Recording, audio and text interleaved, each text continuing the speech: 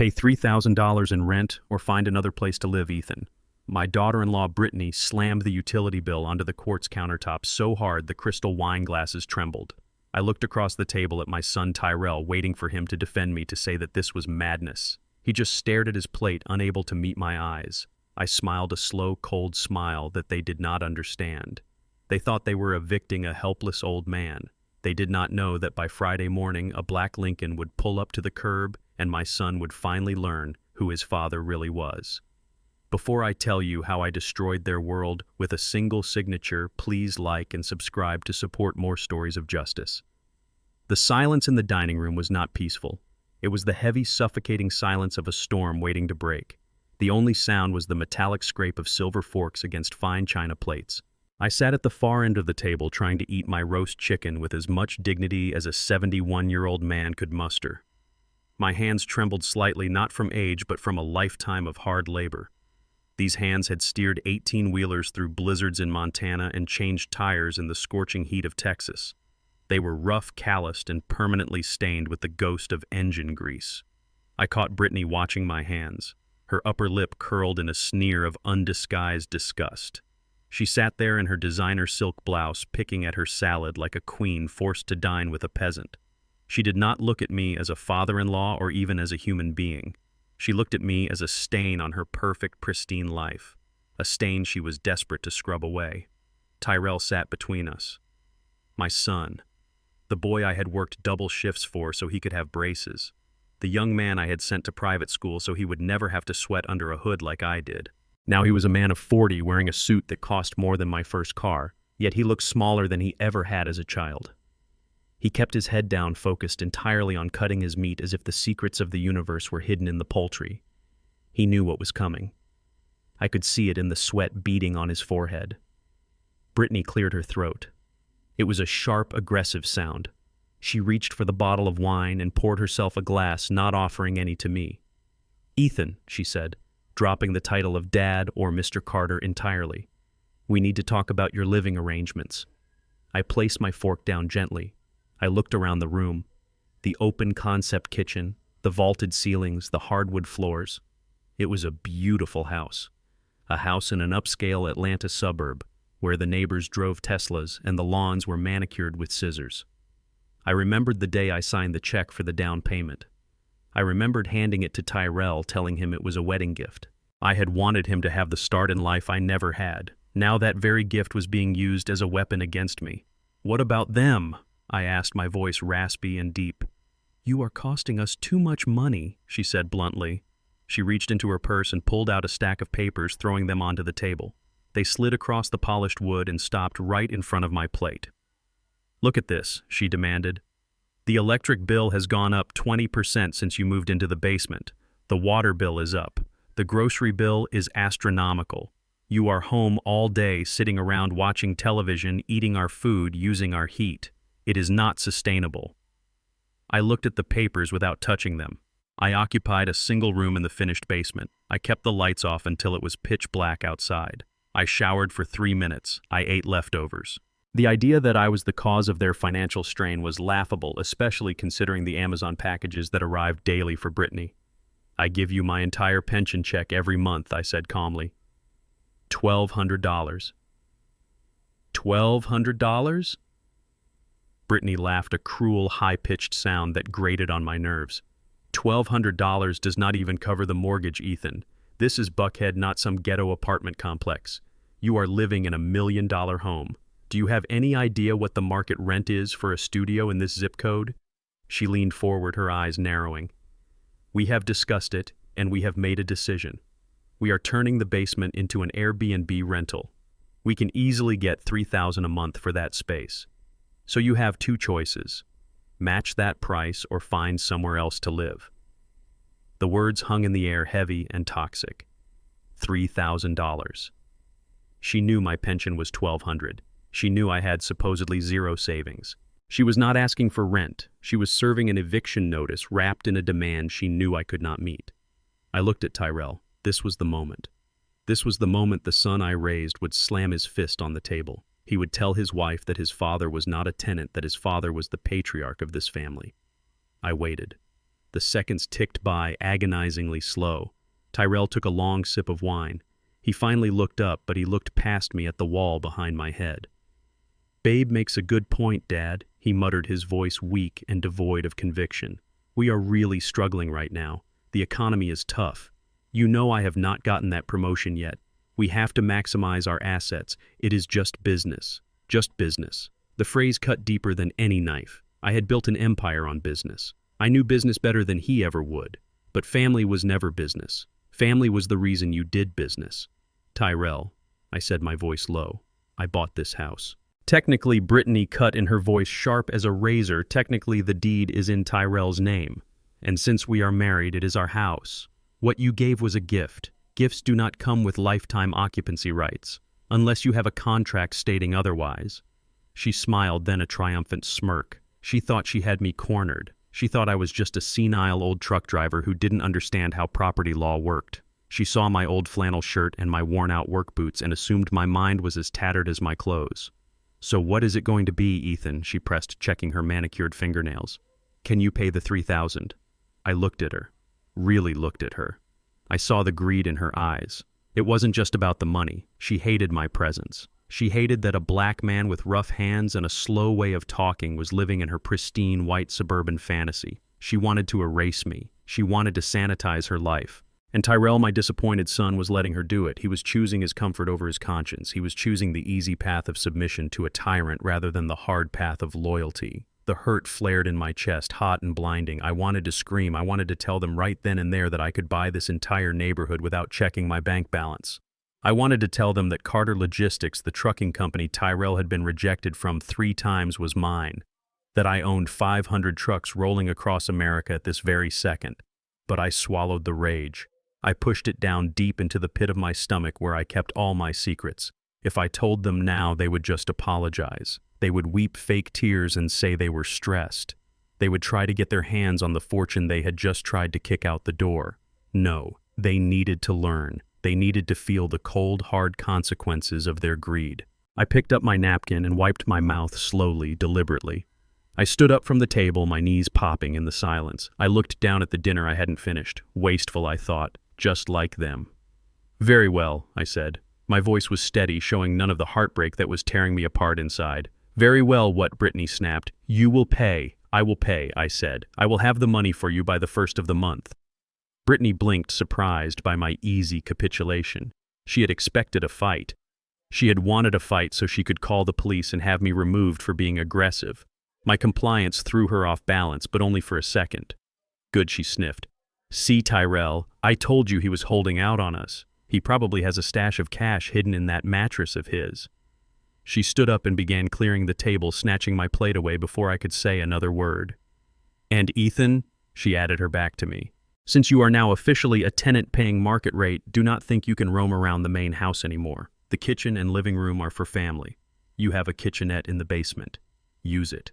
We do not want to see you upstairs, unless invited." I looked at Tyrell one last time. He was pouring himself another glass of wine, his hand shaking so much the bottle rattled against the rim. He was drowning his guilt, but guilt was a poor substitute for a spine. I turned and walked to the basement door. It was a heavy, solid wood door that they kept closed to hide me from their guests. I opened it and descended into the dark. The basement was cold. It smelled of damp earth and unwashed laundry. The furniture down here was the cast-offs from the main house. A sofa with a broken spring, a table with scratches on it. This was my kingdom. This was where the man who built a $100 million logistics empire laid his head. I sat on the edge of the twin mattress. I reached under the bed and pulled out an old, battered toolbox. It looked like junk, something filled with rusty wrenches and screwdrivers. I opened it. Inside, nestled in the velvet lining where the tools should have been, was a sleek encrypted satellite phone and a black leather notebook. I picked up the phone. It was heavy, dense with technology. I dialed a number I knew by heart. It rang once. "Solomon here." A deep, crisp voice answered immediately. "It is time," I said. Mr. Carter's Solomon voice shifted from professional to alert. "Has something happened?" "They demanded rent," I said, staring at the concrete wall of my basement prison. $3,000. And they have restricted my access to the house. There was a pause on the other line, a heavy, pregnant pause. Solomon knew what this meant. He had been my attorney for 30 years. He knew the terms of the trust. He knew the specific clauses we had written into the ownership agreements of every asset I had placed in Tyrell's name. "Are you sure Reginald Solomon?" asked, using my middle name, the one only my oldest friends used. "Once we start this domino effect, there is no stopping it. It will scorch the earth." I thought about Brittany's sneer. I thought about Tyrell's silence. I thought about the cold indifference with which they were ready to throw me onto the street. I am sure I said, my voice hard as iron, "Execute Clause 13. Initiate the asset freeze." And Solomon, "Yes, sir. Prepare the Lincoln. Come get me on Friday morning. I want to inspect the headquarters. It is time the chairman returned to work." "Understood, sir. Friday morning." I ended the call and placed the phone back in the toolbox. I lay back on the lumpy mattress and stared at the ceiling, listening to the footsteps of my son and his wife above me. They were walking on floors I paid for, under a roof I provided, planning how to spend the money they were going to extort from me. They thought they had won. They thought they had squeezed the last drop of value out of a dying lemon. They had no idea that they had just pulled the pin on a grenade and were holding it tight against their chests, waiting for the boom. I closed my eyes, but I did not sleep. I waited. The countdown had begun. The rain in Atlanta that evening was not a cleansing shower. It was a cold, biting drizzle that seeped right through my old wool coat and settled into my bones. I had walked the 6 blocks from the bus stop, my head down against the wind, clutching a plastic bag of groceries I had bought with my own pension money. I could have called a driver. I could have summoned a heated SUV with a single text message to Solomon, but I did not. I was playing a part. I was Ethan, the retired truck driver who lived in his son's basement. And retired truck drivers did not have private chauffeurs. They walked in the rain. My joints ached with every step. It was the kind of damp cold that reminded me of my age, that whispered to me that I was 71 years old and tired. But as I turned the corner onto the street where my son lived, the street where I had bought the house that was supposed to be my sanctuary, my fatigue vanished. It was replaced by a sharp, sudden shock that stopped me dead in my tracks. There, under the harsh yellow glow of the street lamp, sat a splash of deep crimson velvet. It was soaking wet, the fabric darkened by the rain, but I knew it instantly. It was the Queen Anne armchair, Beatrice's chair. My breath caught in my throat. That chair was not just a piece of furniture. It was the first expensive thing I had ever bought for my wife. I had purchased it in 1985 with the bonus check from my first major logistics contract. Beatrice used to sit in that chair every Sunday evening reading her Bible while the smell of her peach cobbler filled the house. That chair held the shape of her body. It held the faint, lingering scent of her lavender perfume. It was the only thing I had asked to keep in the living room when I moved in. And now it was sitting on the curb next to the overflowing recycling bins and black plastic garbage bags. I dropped my grocery bag. The carton of milk burst on the pavement, leaking white into the gutter, but I did not care. I ran toward the chair, my heavy boots splashing through puddles. My hands shook as I reached out to touch the wet velvet. It was ruined. The water had already soaked through to the cushion. No. I whispered the word into the rain. No. I grabbed the heavy wooden frame and tried to lift it. It was waterlogged and incredibly heavy, heavier than I remembered. I grunted, straining my back, my feet slipping on the wet asphalt. I had to get it inside. If I could get it to the basement, maybe I could dry it out. Maybe I could save it. I dragged it inch by inch up the driveway. My breath came in ragged gasps. I was halfway to the porch when the front door swung open. Brittany stood there, framed by the warm golden light of the foyer. She was wearing a white cashmere sweater and holding a cup of tea, looking down at me with an expression of pure disdain. "What do you think you are doing, Ethan?" she asked, her voice cutting through the sound of the rain. I stopped, my chest heaving. I looked up at her, water dripping from the brim of my hat onto my face. "It is Beatrice's chair," I said, my voice hoarse. "Why is it on the curb?" "Because it belongs there," she said simply. "It smells Ethan. It smells like dust and old age and mothballs. I am redecorating the living room for the winter season, and that monstrosity does not fit the aesthetic. It is an eyesore." "It is not an eyesore," I shouted, surprising even myself. "It was my wife's chair. You have no right to throw it away." "I have every right," she snapped, stepping out onto the porch, but staying under the shelter of the overhang. "This is my house. I decide what goes in and what goes out, and I decided that dusty, bacteria-ridden chair is garbage. Do not bring it back inside." I ignored her. I turned back to the chair, gripping the wet wood until my knuckles turned white. I pulled again, dragging it toward the garage door. I would put it in the garage. I would hide it. Leave it alone. Ethan, Brittany screamed, her voice shrill. If you drag that soaking wet trash into my garage, you will ruin the epoxy floor. I forbid it. I did not stop. I was fueled by a rage so hot it kept the cold rain at bay. I was going to save this one piece of my past. Then I saw him. I looked up toward the second floor window, the one that belonged to the master bedroom. The curtains were drawn back. Tyrell was standing there. My son. He was wearing his silk robe, holding a glass of red wine in one hand. The light from the room illuminated his face clearly. He was looking down at me. He saw his father, 71 years old, struggling in the freezing rain to save his dead mother's favorite chair. He saw his wife screaming at me from the porch. I stopped pulling. I stood up straight, wiping the rain from my eyes, and I locked gazes with him. "Help me, son," I whispered, though I knew he could not hear me. "Help me." For a moment I thought he would. I saw a flicker of something in his eyes. Shame, maybe. Or memory. Maybe he remembered sitting in that chair on his mother's lap while she read him stories.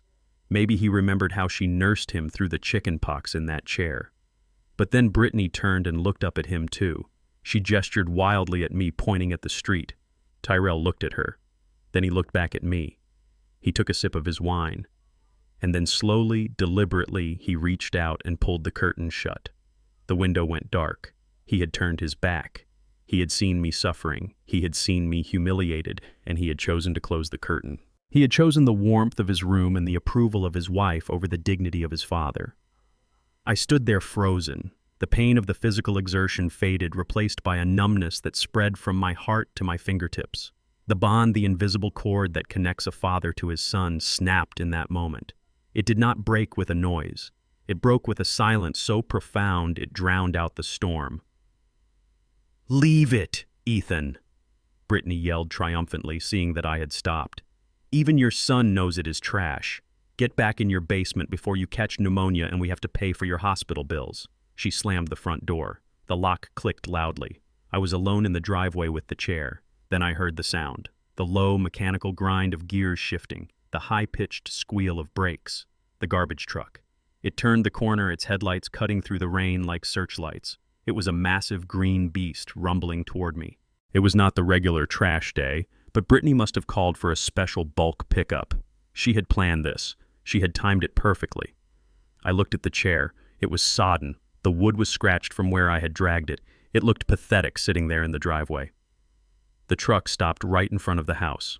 Two men in reflective vests jumped off the back. They looked at me standing there in the dark. "This going, sir?" one of them asked, pointing to the chair. I looked at the window where my son was hiding. I looked at the closed front door. I looked at the chair one last time. Beatrice was not in that chair. Beatrice was in a better place. And the memory of her was not in the velvet or the wood. It was in me. But the Tyrell I knew, the boy I raised, he was gone. He had died the moment he closed that curtain. "Yes," I said, my voice flat and dead. "Take it." The men grabbed the chair. They tossed it into the back of the hopper with practiced ease. I watched as the hydraulic press came down. The metal teeth bit into the red velvet. There was a sickening crunch of wood splintering. The chair folded in on itself, crushed by the immense pressure until it was nothing but debris indistinguishable from the rest of the garbage.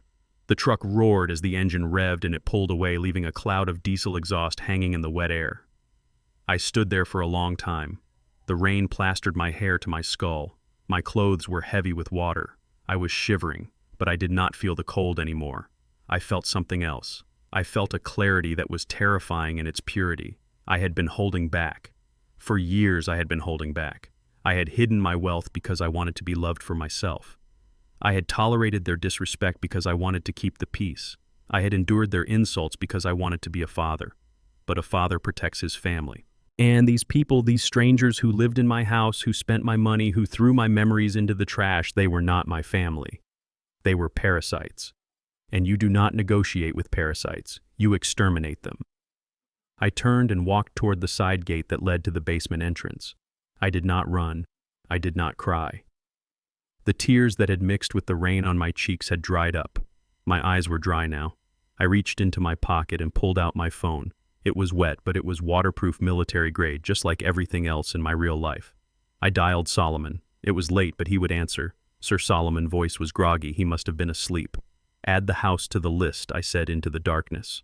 Sir, the house.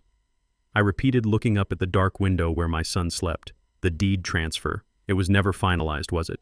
We kept it in the trust for tax purposes. That is correct, sir. Technically, the Carter Trust owns the property. Tyrell Carter is listed as a tenant with a zero rent agreement subject to conduct clauses. Revoke it, I said. Revoke the agreement. Solomon asked, fully awake now. Revoke it all. He violated the conduct clause. He failed to maintain the property, and he failed to treat the landlord with respect. Prepare the eviction notice. For when, sir? For Friday, I said. When we enter that boardroom, I want him to know he has no home to go back to. Understood, Mr. Carter. I hung up. I walked down the concrete steps to my basement. I stripped off my wet clothes and put on dry ones. I sat on the edge of the bed and listened to the silence of the house above me. They were sleeping warm and dry in their beds, thinking they had won, thinking they had put the old man in his place, thinking the trash had been taken out. They were right, the trash had been taken out, but they were wrong about who the trash was. I lay down and stared into the dark. I did not see the ceiling. I saw the red velvet being crushed, and I smiled a smile that would have terrified my son if he had been brave enough to look out the window one more time. Friday was coming, and hell was coming with me. The suit smelled of lavender sachets and a decade of silence. It was a charcoal gray three-piece suit cut from Italian wool, the kind of fabric that breathed with you. I had bought it in 1998 for the ribbon-cutting ceremony of my third distribution center in Memphis. Back then, it was a symbol of my triumph, a testament that a black man from the south side of Atlanta could build an empire of steel and wheels. Now, as I buttoned the vest over a stomach that was not quite as flat as it used to be, it felt like a costume, a clown suit designed to entertain the court of a petty tyrant. Brittany stood in the doorway of the basement room, her arms crossed over her chest. She was wearing a cocktail dress that shimmered like oil on water. Her makeup was flawless, her hair sprayed into a helmet of perfection. She looked at me not with pride, but with the critical eye of a livestock appraiser inspecting a mule. It fits better than I thought, she said, her voice devoid of warmth. I was worried you would look like a hobo. Listen to me carefully, Ethan. Tonight is important. Tyrell is trying to impress the regional vice president. We have friends coming from the club. These are people who matter. I adjusted my tie, looking at her reflection in the small cracked mirror on the wall. People who matter. I wondered if she knew that the regional vice president she was so desperate to impress worked for a subsidiary that I had acquired 6 months ago. I wondered if she knew that with a single phone call I could have that man parking trucks in Alaska. I understand, I said, my voice low and steady. Good, she snapped. You are to circulate with the wine and the hors d'oeuvres. Keep the glasses full, but do not hover. Do not engage in conversation. If someone speaks to you, smile, nod, and move away. You are the help tonight, Ethan. Do not forget that. We fired the catering staff to save money since we are supporting you now, so you need to earn your keep. She turned on her heel and marched up the stairs, the click of her heels sounding like gunfire. I stood there for a moment, smoothing the lapel of my suit. I felt a familiar heat rising in my chest, the old fire that had fueled me through union strikes and hostile takeovers. But I tamped it down. Not yet. The trap was set, but the prey had not yet fully committed. I walked up the stairs into the kitchen. The house was transformed. Candles flickered on every surface.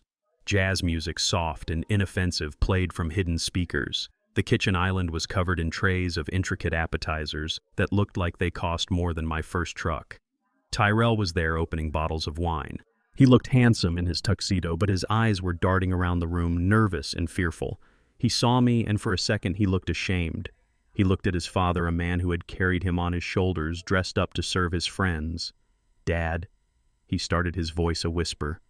You look sharp, son, I said, cutting him off. I did not want his apologies. Apologies were easy. Action was hard.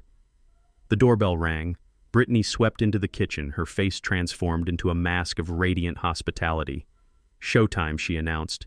Ethan grabbed the tray. Tyrell, get the door.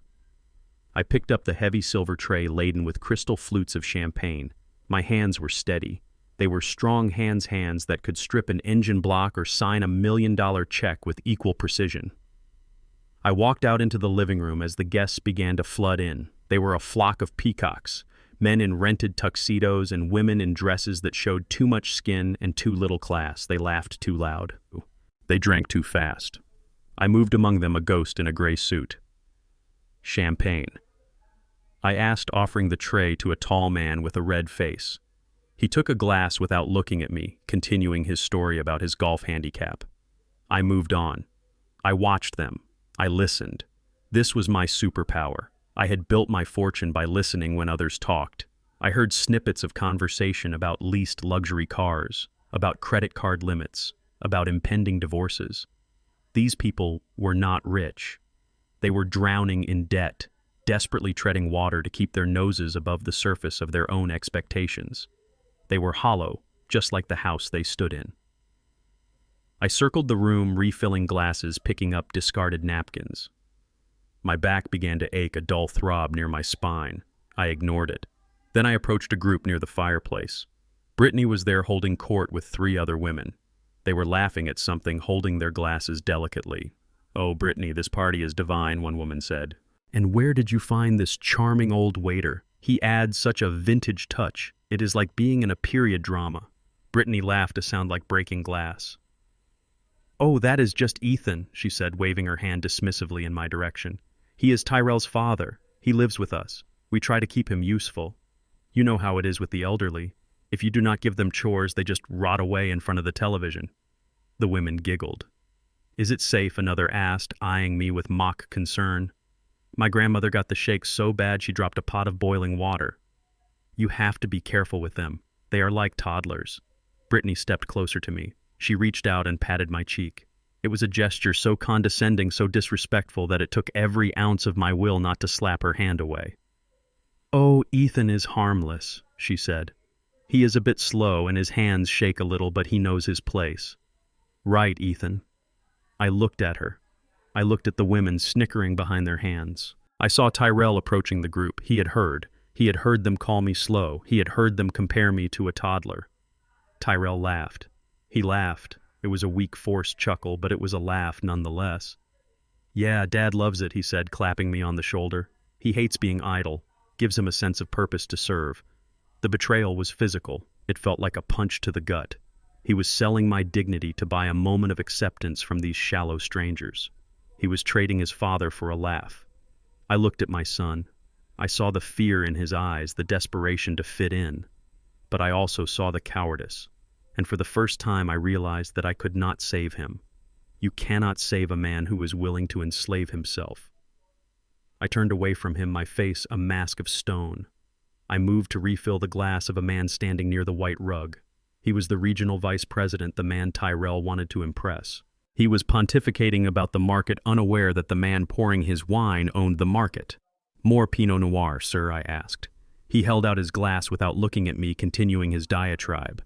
As I poured, Brittany bumped into me. It was deliberate. I felt her elbow check my ribs, a subtle, sharp jab meant to hurry me up. The bottle jerked in my hand. A single drop of dark red wine, a sphere of crimson liquid, fell from the lip of the bottle. It hung in the air for a fraction of a second before landing on the pristine white sleeve of the vice president's shirt. It was a tiny spot, a speck, but the reaction was nuclear. "You clumsy idiot!" Brittany shrieked. The music seemed to stop. The conversation died. All eyes turned to us. Brittany grabbed my wrist. Her nails dug into my skin. "Look what you did," she hissed. "That is a custom shirt, you senile old fool." And then she did it. She raised her other hand and slapped the back of my hand, the hand holding the wine bottle. It was a sharp, stinging slap, the kind you would give to a misbehaving dog or a naughty child who reached for a cookie. It was not a blow of violence, it was a blow of correction. It was a blow of ownership. The sound of the slap echoed in the silent room. I stood perfectly still. I did not drop the bottle. I did not flinch. I did not lower my eyes. Slowly, deliberately, I set the bottle down on the side table. I pulled a linen napkin from my pocket and wiped the spot where her hand had struck mine. Then I looked at her. I did not look at her as a father-in-law. I did not look at her as a tenant. I looked at her as the chairman of Carter Logistics. I channeled 50 years of boardrooms, 50 years of firing incompetent executives, 50 years of crushing competitors. I narrowed my eyes slightly. My posture straightened, the ache in my back forgotten. The air around me seemed to cool. Brittany froze. Her mouth was open, ready to scream more insults, but the words died in her throat. She looked into my eyes, and for the first time she saw something other than the old man she bullied. She saw a predator. She saw a darkness that was deep and ancient and dangerous. She took a step back, her hand trembling. The fear on her face was primal. She did not know why she was scared. She did not know who I really was. But her instincts, the lizard brain that warns a gazelle when a lion is in the grass, were screaming at her to run. I picked up the tray again. I looked at Tyrell, who was staring at me with his mouth agape. I looked at the guests, who were shifting uncomfortably. "My apologies," I said, my voice low and smooth, carrying to every corner of the room. "I seem to have lost my touch.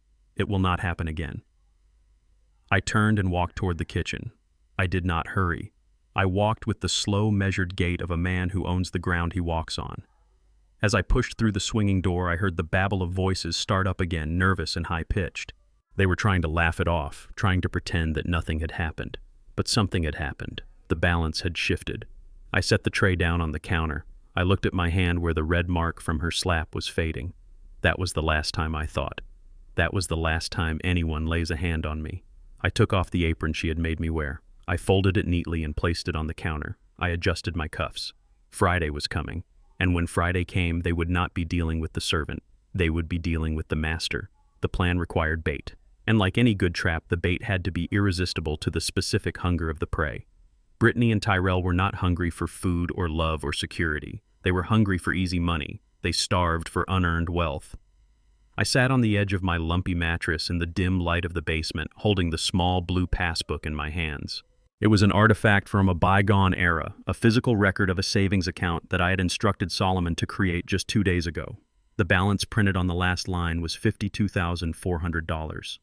To me, it was pocket change. It was the fuel cost for a single cross-country fleet run. But to them, to the people living above me who financed their lifestyle on credit and hope, it was a fortune. It was a lifeline. It was a treasure chest buried in the basement. I waited until I heard the heavy thud of the front door signaling that Tyrell had left for work. Brittany was home. She did not work.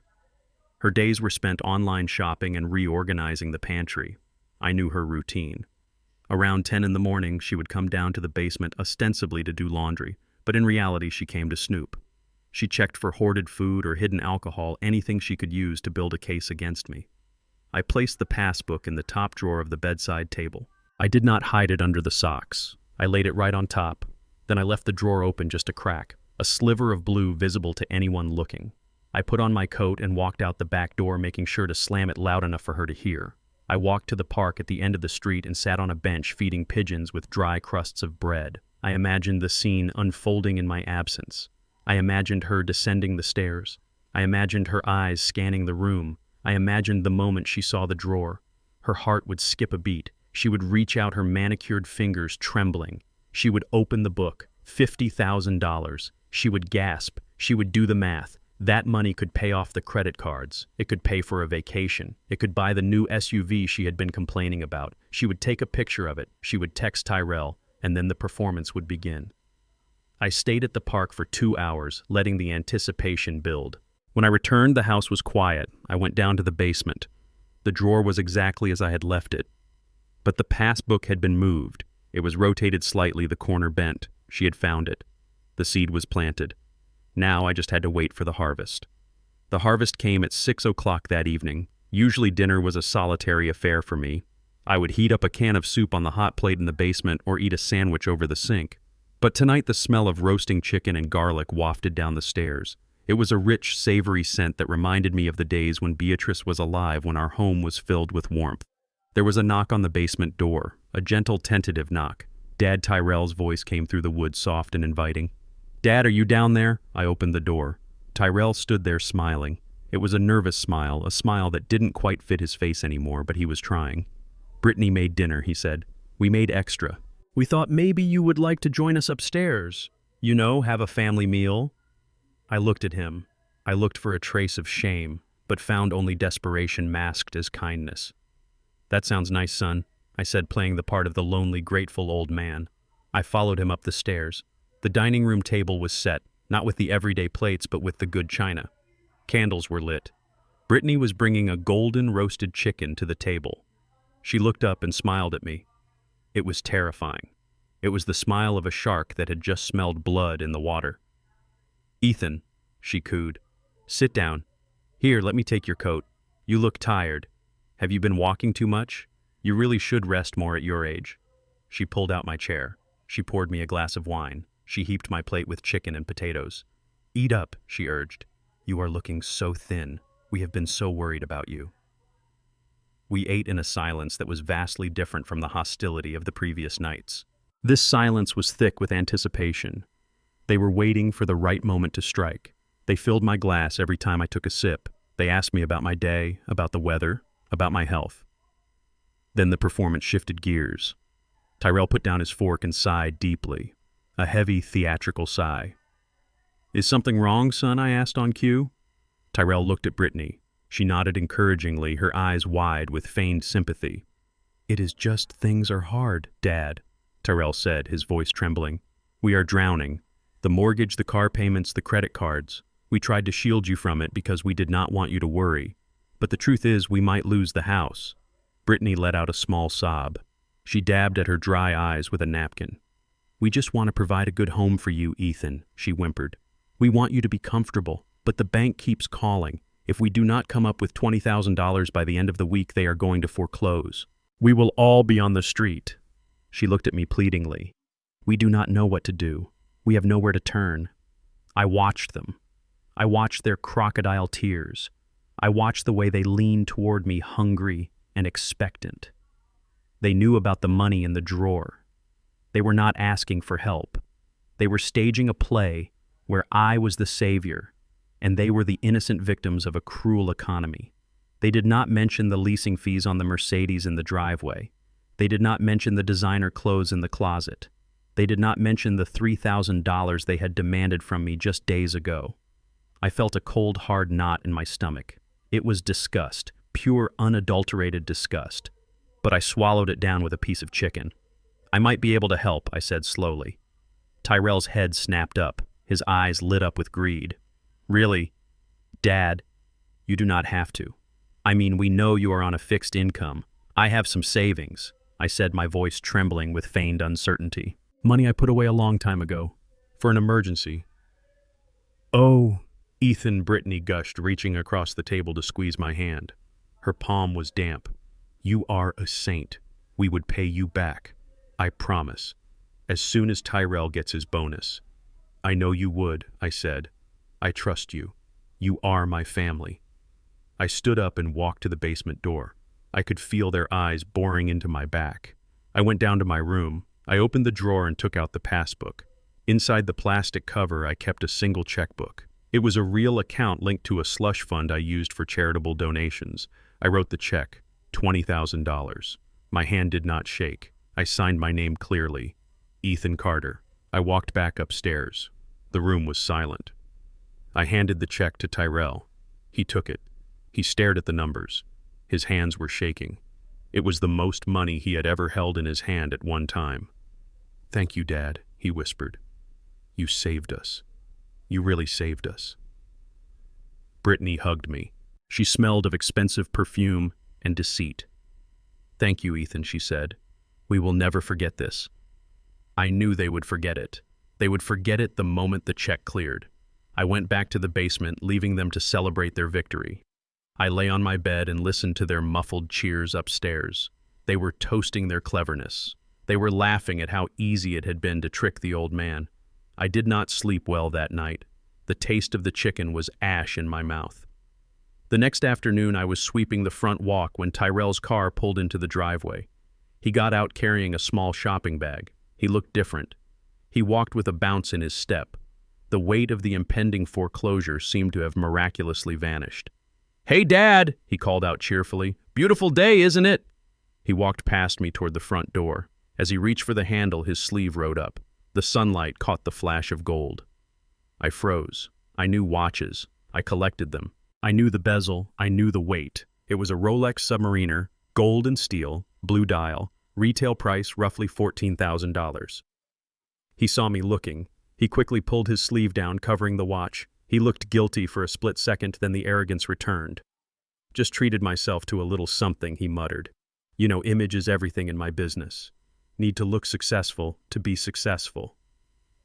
He went inside. I stood there gripping the broom handle. He had taken the money I gave him to save his home, the money I gave him out of love and trust, and he had bought a watch. He had chosen a status symbol over security. He had chosen vanity over honor. He had not paid the debt. He had not saved the house. He had simply adorned his wrist. The final doubt, the tiny microscopic sliver of hope that I had held on to, vanished. There was no redemption for him. There was no saving him. He was rot all the way through. I turned and walked to the basement. I pulled the toolbox from under the bed. I took out the black leather notebook. I opened it to a fresh page. I picked up my pen. Date Tuesday, October 10th. Amount $20,000. Purpose emergency loan for mortgage. Actual use, luxury wristwatch. I closed the book. The trap had snapped shut. The metal teeth had bitten deep into the bone. They were caught. They just didn't know they were bleeding out yet. Friday, I whispered to the empty room. Friday, they learn.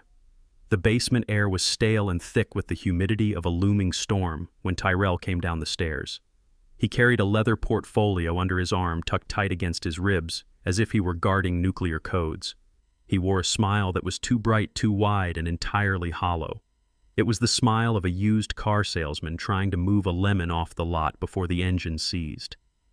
I sat in my armchair, the one piece of furniture down here that offered any comfort, and watched him descend. I knew that portfolio. I knew the weight of the paper inside. I knew the smell of fresh ink and betrayal. "Hey, Dad," Tyrell said, his voice pitching up an octave in forced cheerfulness. "I have some great news. Brittany and I have been up all night working on this for you." He pulled a metal folding chair from the corner and sat across from me, his knees almost touching mine. He placed the portfolio on his lap and unzipped it with a slow, dramatic flourish. "We found this incredible program," he continued, speaking fast, the words tumbling out of him. "It is called the Senior Guardian Initiative. It is basically a premium health insurance package. It covers everything: dental, vision, long-term care, even hearing aids. You know how expensive those can be. And the best part is that because of your age and your veteran status, you qualify for the platinum tier." He held out a thick stack of documents. The paper was heavy bonded legal stock. It looked impressive. It looked official. It looked like a lie wrapped in a bow. I took the papers. My hands shook slightly, a tremor I allowed to surface. I saw Tyrell's eyes track the movement, his gaze hungry and impatient. "Insurance?" I asked, my voice slow and gravelly. "I already have Medicare, son, and the VA takes care of my checkups." "This is different," Tyrell insisted, leaning forward. "This is supplemental. It fills the gaps. Medicare does not cover everything, Dad. What if you need a specialist? What if you need surgery? This plan ensures you get the best care without paying a dime out of pocket. We just want you to be safe. We want to make sure you are taken care of." I looked down at the document. The cover page did indeed say Senior Guardian Initiative in bold, comforting letters. But as I turned the page, my eyes fell on the dense blocks of legal text. I did not need to read every word to know what this was. I had drafted contracts that merged corporations. I had signed deals that moved fleets across international borders. I recognized the language of acquisition. This was not an insurance policy. It was a durable power of attorney coupled with a living trust transfer. It was a document that would grant Tyrell Carter full, unrestricted control over every asset, bank account, and property held in my name. It gave him the right to sell my house, access my pension, and make medical decisions on my behalf, including the decision to institutionalize me. I reached into my shirt pocket and pulled out my reading glasses. They were drugstore glasses, cheap wire frames with a smudge on the left lens. I put them on, slowly adjusting them on my nose. I licked my thumb and turned the page. I let the silence stretch. I read one line, then looked up at the ceiling as if pondering it, then read the next. I saw Tyrell bouncing his leg. The heel of his shoe tapped a nervous rhythm against the concrete floor. "This part here," I said, pointing a calloused finger at paragraph 4. "It says something about asset management. Why does a health insurance plan need to manage my assets, Tyrell?" Tyrell laughed, a nervous burst of air. Oh, that is just standard boilerplate language, Dad. It is for billing. You know how hospitals are. If you are incapacitated, if you are in a coma or something, they need to know who to bill. It just allows them to process the payments directly from the insurance trust so you do not get harassed by debt collectors. It protects you. Protects me, I repeated. I looked at him over the rim of my glasses. And this part. The part about power of attorney. It says you get to decide where I live. Tyrell's smile faltered. A bead of sweat trickled down his temple. Dad, you are reading too much into it. That is just in case of an emergency. Like if there is a fire or a flood and we need to move you to a hotel or a specialized facility for your safety. We cannot wait for a judge to sign off on it while the house is burning down, can we? We need to be able to act fast to save you. He reached out and touched my knee. His hand was cold and clammy. Trust me, Dad. Have I ever steered you wrong? I am your son. I am the only one looking out for you. Brittany and I just want to make sure your golden years are actually golden. I looked at paragraph 7. It was the clause that allowed the agent to liquidate real estate holdings. He wanted to sell the house. He wanted to sell the house I had bought for him, the house he lived in, so he could pocket the equity and move to a bigger mansion, leaving me to rot in whatever state-funded hole he could find. I flipped the page again. I squinted. I moved the paper closer to my face, then further away, acting as if my eyes were failing me. I do not know, son, I mumbled. The print is so small. And these words, fiduciary, beneficiary, revocable. It is all very confusing. Maybe I should show this to that nice man at the legal aid clinic downtown, just to have him explain it to me. Tyrell snapped. The mask of the concerned son fell away, revealing the desperate, greedy man beneath. He stood up so fast his chair scraped loudly against the floor. He slammed his hand down on the stack of papers in my lap. We do not have time for that, he shouted, his voice echoing off the basement walls. The enrollment period ends today, Dad. Today. If we do not send this in by 5 o'clock, you lose the spot. Do you know how hard I worked to get you this deal? Do you know how many strings I pulled? He began to pace the small room, his hands balling into fists. I am trying to help you, he yelled. I am trying to save your life, and you are sitting here nitpicking over legal jargon. You do not even understand. You are being ungrateful. You are being stubborn and difficult, just like Brittany said. He spun around and pointed a finger in my face. Just sign the damn papers, old man. Do it for once in your life. Do something that does not make my life harder. Sign it so I do not have to worry about you dying and leaving us with a mountain of medical debt. Sign it because I am your son, and I said so. I shrank back in my chair, feigning fear. I let my lower lip tremble. I looked at him with wide, watery eyes. Okay, son, I said, my voice quavering. Okay. I did not mean to upset you. I just wanted to understand. I do not need you to understand, Tyrell hissed, thrusting a pen at me. I need you to sign. Right there. Next to the X. He pointed to the signature line. The line that would sign away my freedom, my dignity, and my life. I took the pen. It was a cheap plastic ballpoint. I held it hovering over the paper. Tyrell held his breath. I could see the greed vibrating in him. He was already spending the money. He was already buying the new car, the vacations, the respect he thought he could purchase. I lowered the pen to the paper. I had a signature. The signature of Ethan Carter, the truck driver. It was a messy scrawl, barely legible. But I also had a signature for Ethan Carter, the chairman, a signature that moved millions, a signature that was registered with every major bank and legal firm in the state. That signature was precise. It had a specific flourish on the C and a sharp underline beneath the full name. And then I had the safety signature. Years ago, Solomon and I had established a protocol.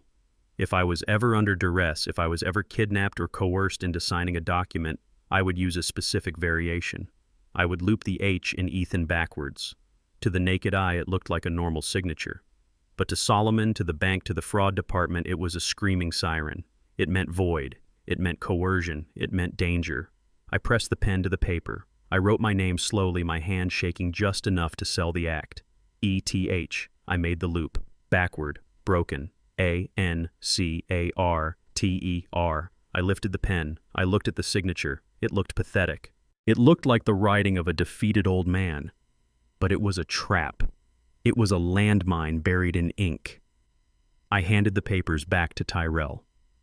There, I said softly, it is done. Tyrell snatched the papers from my hand. He flipped to the signature page, checking it. A wide, triumphant grin split his face. He let out a breath he had been holding for 10 minutes. "Great," he said, his voice suddenly smooth again. "That is great, Dad. You made the right choice. You will see. This is going to make everything better." He zipped up the portfolio, hugging it to his chest. He looked at me one last time, not with love, but with the dismissal one gives to a tool that has served its purpose. "Get some rest," he said. "You look exhausted." He turned and practically ran up the stairs. I heard him shouting for Brittany before he even reached the top. I heard their excited whispers, their laughter. They were celebrating. They thought they had just won the lottery. I sat alone in the basement. The silence settled back around me, heavy and cold. I looked at my hand, the hand that had just signed my death warrant according to them. But I knew better. I had not signed away my life. I had signed away theirs. That piece of paper was worthless. It would not unlock my accounts. It would not transfer the deed. It would trigger a fraud alert at the bank the moment he tried to use it. It would notify Solomon that the hostile takeover had been attempted. Tyrell thought he was holding the keys to the kingdom. In reality, he was holding the evidence of his own crime. I leaned back in the chair and closed my eyes. I felt a deep, profound sadness. Not fear. Sadness. I had given him a chance. I had given him so many chances.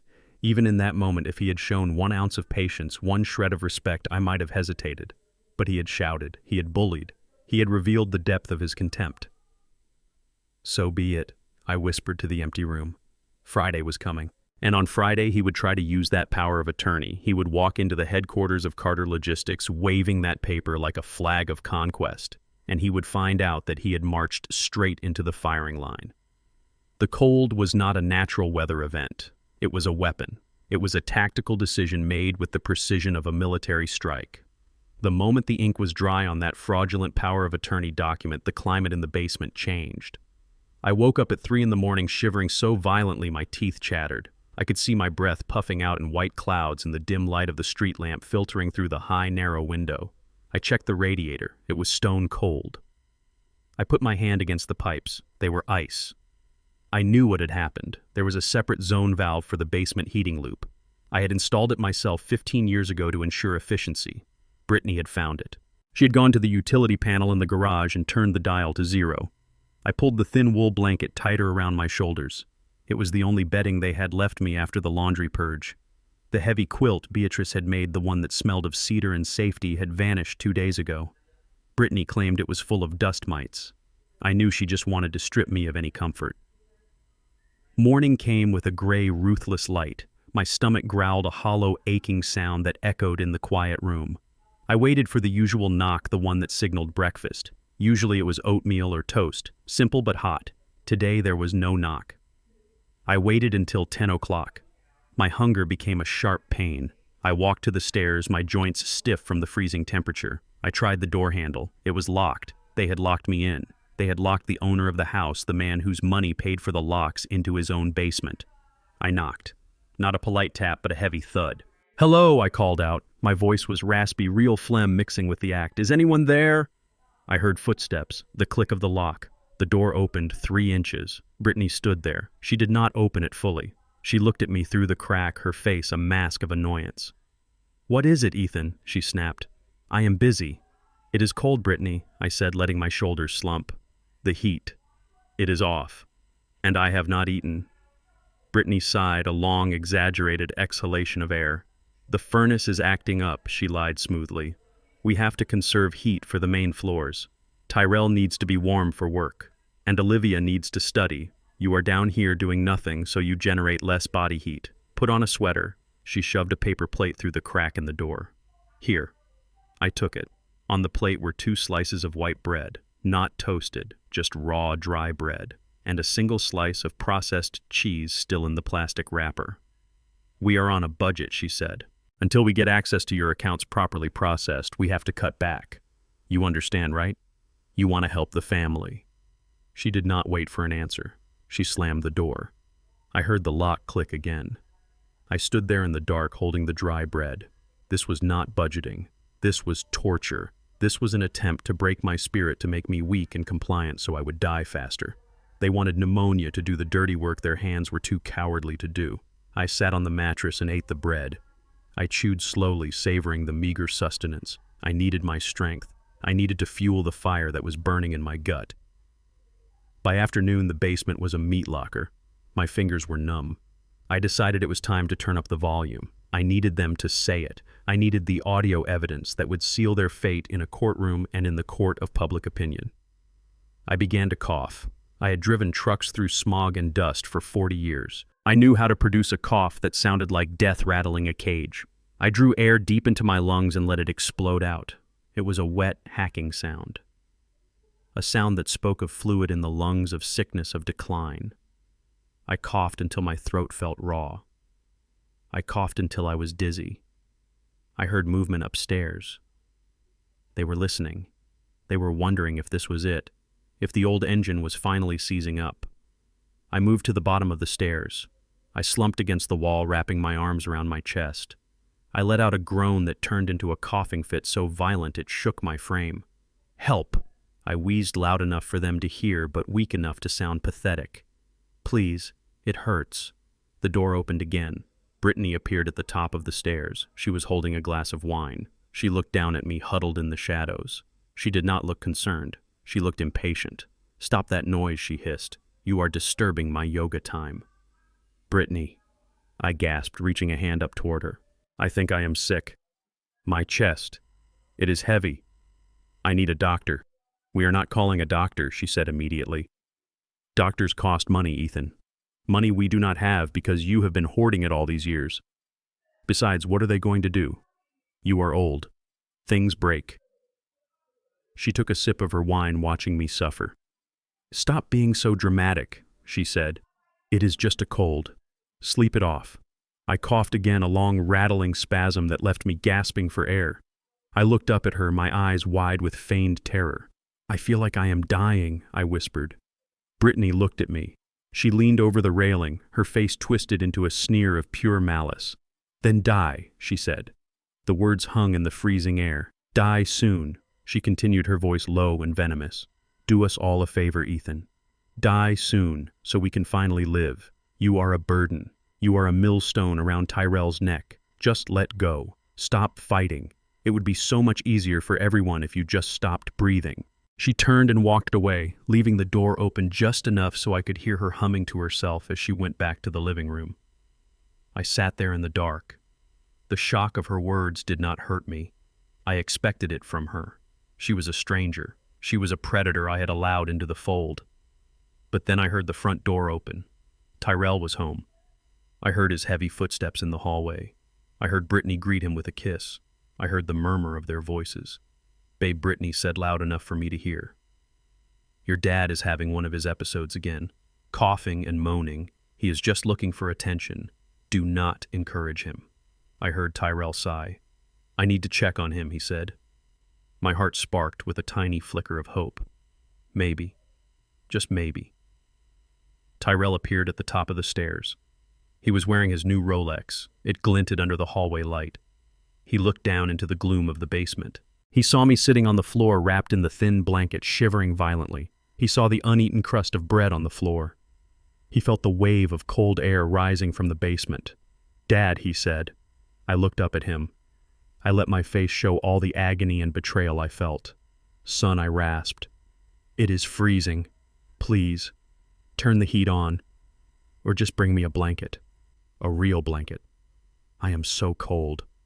Tyrell looked at me. He looked at the thermostat on the wall behind him. He knew where the controls were. He knew how to fix it. I saw the conflict in his face. I saw the moment he weighed his comfort against my suffering. I saw him think about the arguments he would have to have with Brittany if he helped me. I saw him think about the money he believed he was going to inherit if I just faded away. He looked at his watch. The watch he bought with my money. "The heater is broken, Dad." He lied. His voice was flat. "We called the repairman. He cannot come until next week. You just have to tough it out."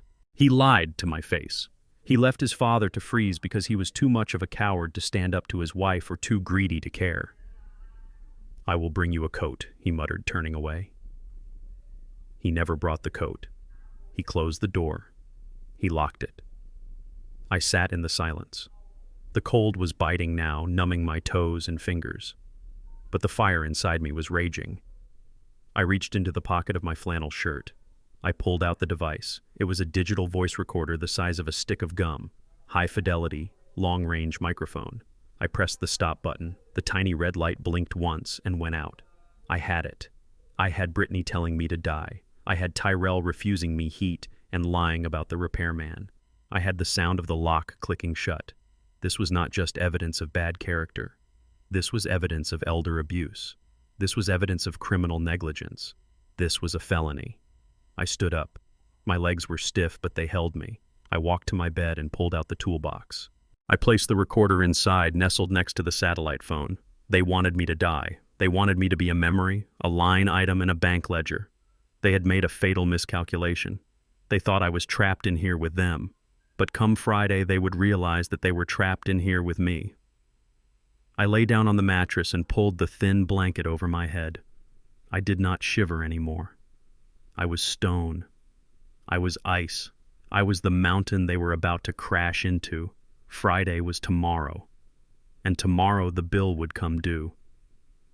The smell of brewing coffee drifted down into the basement like a ghost of the life I used to have. It was a rich hazelnut blend, the kind I used to buy for Beatrice on our anniversary.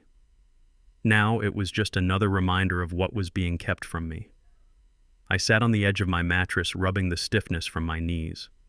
The cold from the previous night had settled deep into my joints, making every movement a negotiation with pain, but my mind was sharp. My mind was a diamond cutting through glass. I heard the scrape of chairs upstairs. I heard the rustle of glossy paper. I heard the low murmur of voices plotting. I stood up and walked to the ventilation grate near the ceiling. It was an old trick I had learned when Tyrell was a teenager sneaking out at night.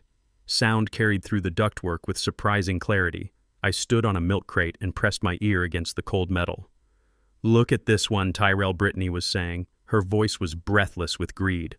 "Just look at that portico. It is in Alpharetta, gated community, private security, no riffraff." I could hear the slap of a brochure hitting the granite island. "It is 4,000 square feet.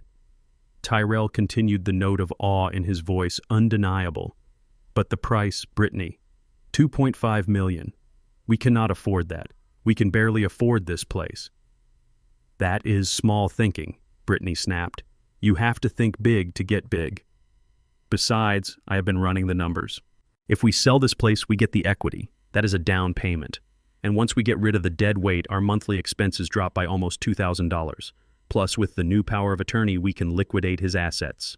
The pension, the savings account I found, it all adds up, Tyrell. It adds up to us finally living the life we deserve." There was a silence. I could hear Tyrell pouring coffee. "And what about Dad?" he asked. His voice was lower, hesitant. "We cannot just leave him on the curb, Brittany. If we move to Alpharetta, there is no basement apartment. The HOA would never allow a boarder."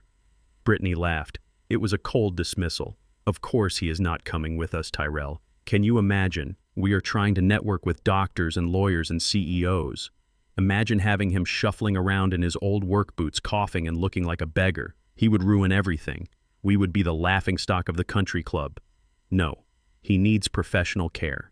"Professional care," Tyrell repeated. "You mean a home." "I mean a facility," Brittany corrected. "I found one. It is called Green Valley State Center. It is about 2 hours south of here." Green Valley. I knew that name. Every trucker in Georgia knew that name. It was a warehouse for the indigent. It was a place where the state sent people who had no names and no money. It was a place where the ratio of nurses to patients was 1 to 50. It was a place where people died of bed sores and dehydration because no one bothered to bring them water. "That is a state facility," Brittany, Tyrell said. "I saw a report on the news about that place. They had a lice outbreak last year. They had a patient wander off and freeze to death in the woods." So Brittany said, her voice hard. "It is free, Tyrell. It is state-funded. We hand over his pension checks to them and they take care of the rest. It costs us nothing. Zero. That is $1,200 a month we keep in our pockets." "But he is not sick," Tyrell argued. "He is just old. He does not need a nursing home. He just needs a room." "He is senile," Brittany hissed. "He is erratic. He is aggressive. You saw how he looked at me the night of the party. He is dangerous, Tyrell. And I do not feel safe with him in the house. Think about our future. Think about the children we want to have. Do you want them growing up around that? Do you want them seeing him like this? I gripped the metal grate until my fingers hurt. She was painting me as a monster to justify her cruelty. She was rewriting reality to fit her narrative of ascension. Tyrell did not answer immediately. I held my breath. This was it. This was the final test. He knew Green Valley was a death sentence. He knew I was sane. He knew I had sacrificed my life for him. But Tyrell Brittany softened her voice, dropping it to a seductive whisper. Imagine the house in Alpharetta. Imagine the parties we could throw. Imagine the neighbors. No more looking over your shoulder, no more penny pinching. We would be established. We would be elite. Is that not what you want? Is that not what you promised me when we got married? I heard the sound of paper being pushed across the table. We can sign the listing agreement for this house today, she said. The realtor is ready, and I already printed the admission forms for Green Valley. All you have to do is agree. I waited. My heart hammered against my ribs like a prisoner demanding release. Say no, Tyrell. Say no. Whatever Tyrell said, his voice was a sigh of defeat, a surrender of the soul, what Brittany pressed. Whatever it takes, Tyrell said, the strength draining out of his voice with every syllable. You are right.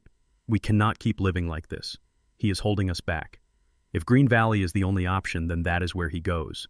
We have to prioritize us. We have to prioritize the future children. It was done. He had said it. He had traded his father for a gated community. He had traded my life for a zip code. He had looked at the prospect of me dying alone in a state-run hellhole and decided it was a fair price to pay for a 4,000-square-foot house. Ethan realized that his son was not a victim. He was not a helpless man manipulated by a shrew. He was a willing participant. He was a man who had looked at the scales of morality and placed his greed on the heavier side. Good, Brittany said. I will call the movers. We can have him out by Friday. Friday. They had picked the day. They had unknowingly scheduled their own execution. I stepped down from the milk crate. My legs felt heavy as if I were wading through wet concrete. I walked to the center of the room and looked around. The peeling paint, the water stains on the ceiling, the cold concrete floor. This was not my home. This was a holding cell, and my sentence was up. I went to the toolbox. I moved the digital recorder aside and picked up the satellite phone. It felt cool and substantial in my hand. A link to the world where I was a king, not a pauper. I dialed Solomon. Mr. Carter. Solomon answered on the first ring. End it, I said. Sir Solomon asked. The timeline, I said, my voice devoid of emotion. Move it up. They are planning to move me on Friday. They are planning to put me in Green Valley. Solomon inhaled sharply. Green Valley. That is a death camp, sir. I know, I said. That is why we are striking first. Is the paperwork ready? The eviction notice, the restraining orders, the asset freeze, and the termination of employment. It is all drafted and notarized, sir. I was just waiting for your signal. You have it, I said. Do not wait for the end of the month. Do not wait for them to make another move. We execute on Friday morning. Friday morning, Solomon confirmed. And Solomon, I added, yes, sir. Make sure the Lincoln is clean. I want to see my reflection in the door. It will be spotless, sir. I hung up the phone. I placed it back in the velvet lining of the toolbox. I looked at the small window high on the wall. A single beam of sunlight struggled through the grime, illuminating dust motes dancing in the cold air. Tyrell had made his choice. He had chosen the future he thought he deserved. He was right about one thing. He was going to have a new life on Friday. But it was not going to be in a mansion in Alpharetta. It was going to be in the ruins of the life he had just set on fire. I sat down on the mattress and smoothed the blanket over my knees. I was not angry anymore. Anger was a hot passion, a living thing. This was something else. This was geology. This was the slow, crushing weight of tectonic plates shifting. I was the earthquake, and they were just the fragile little houses built on the fault line. I waited for Friday. Thursday morning arrived with a deceptive calm.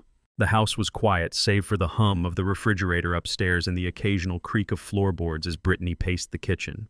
I sat on my cot in the basement, wrapped in my thin wool blanket, listening to the rhythm of her anxiety. She was nervous about the move on Friday. She was worried about the logistics of disposing of an old man without leaving a paper trail. She did not know that the paper trail was already being written and the author was standing on her front porch. At 10 o'clock sharp, a knock echoed through the house. It was not the polite tap of a neighbor or the rhythmic pound of a delivery driver.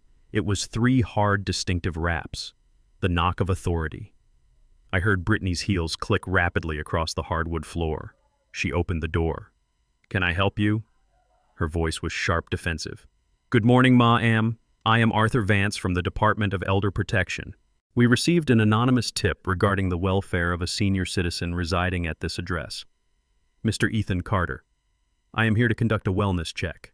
The voice was unmistakable to me. It was Solomon. But he had stripped away the smooth baritone of the corporate shark and replaced it with the flat, nasally tone of a weary bureaucrat. I could picture him perfectly. He would be wearing a brown corduroy jacket, patches on the elbows, thick glasses that magnified his eyes, and holding a battered clipboard. He was a master of theater. I heard Brittany gasp. "A tip. That is ridiculous. My father-in-law is fine. He is happy. We take excellent care of him. You must have the wrong house. I am afraid not, Mrs. Carter." The report was quite specific. "May I come in, or shall I return with a police escort?" There was a pause. I could feel Brittany weighing her options. If she refused, the police would come. If she let him in, she had to manage the stage. "Of course," she said, her voice pitching up into a forced sweetness. "Come in, please. You have to understand, Ethan is, well, he is a bit confused lately. He tells stories, he forgets things. We do our best, but it is a challenge." I heard heavy footsteps enter the foyer. "I understand," Solomon said dryly. "I just need to see him. And his living quarters. Right this way." He prefers the basement apartment. It is quieter for him, more private.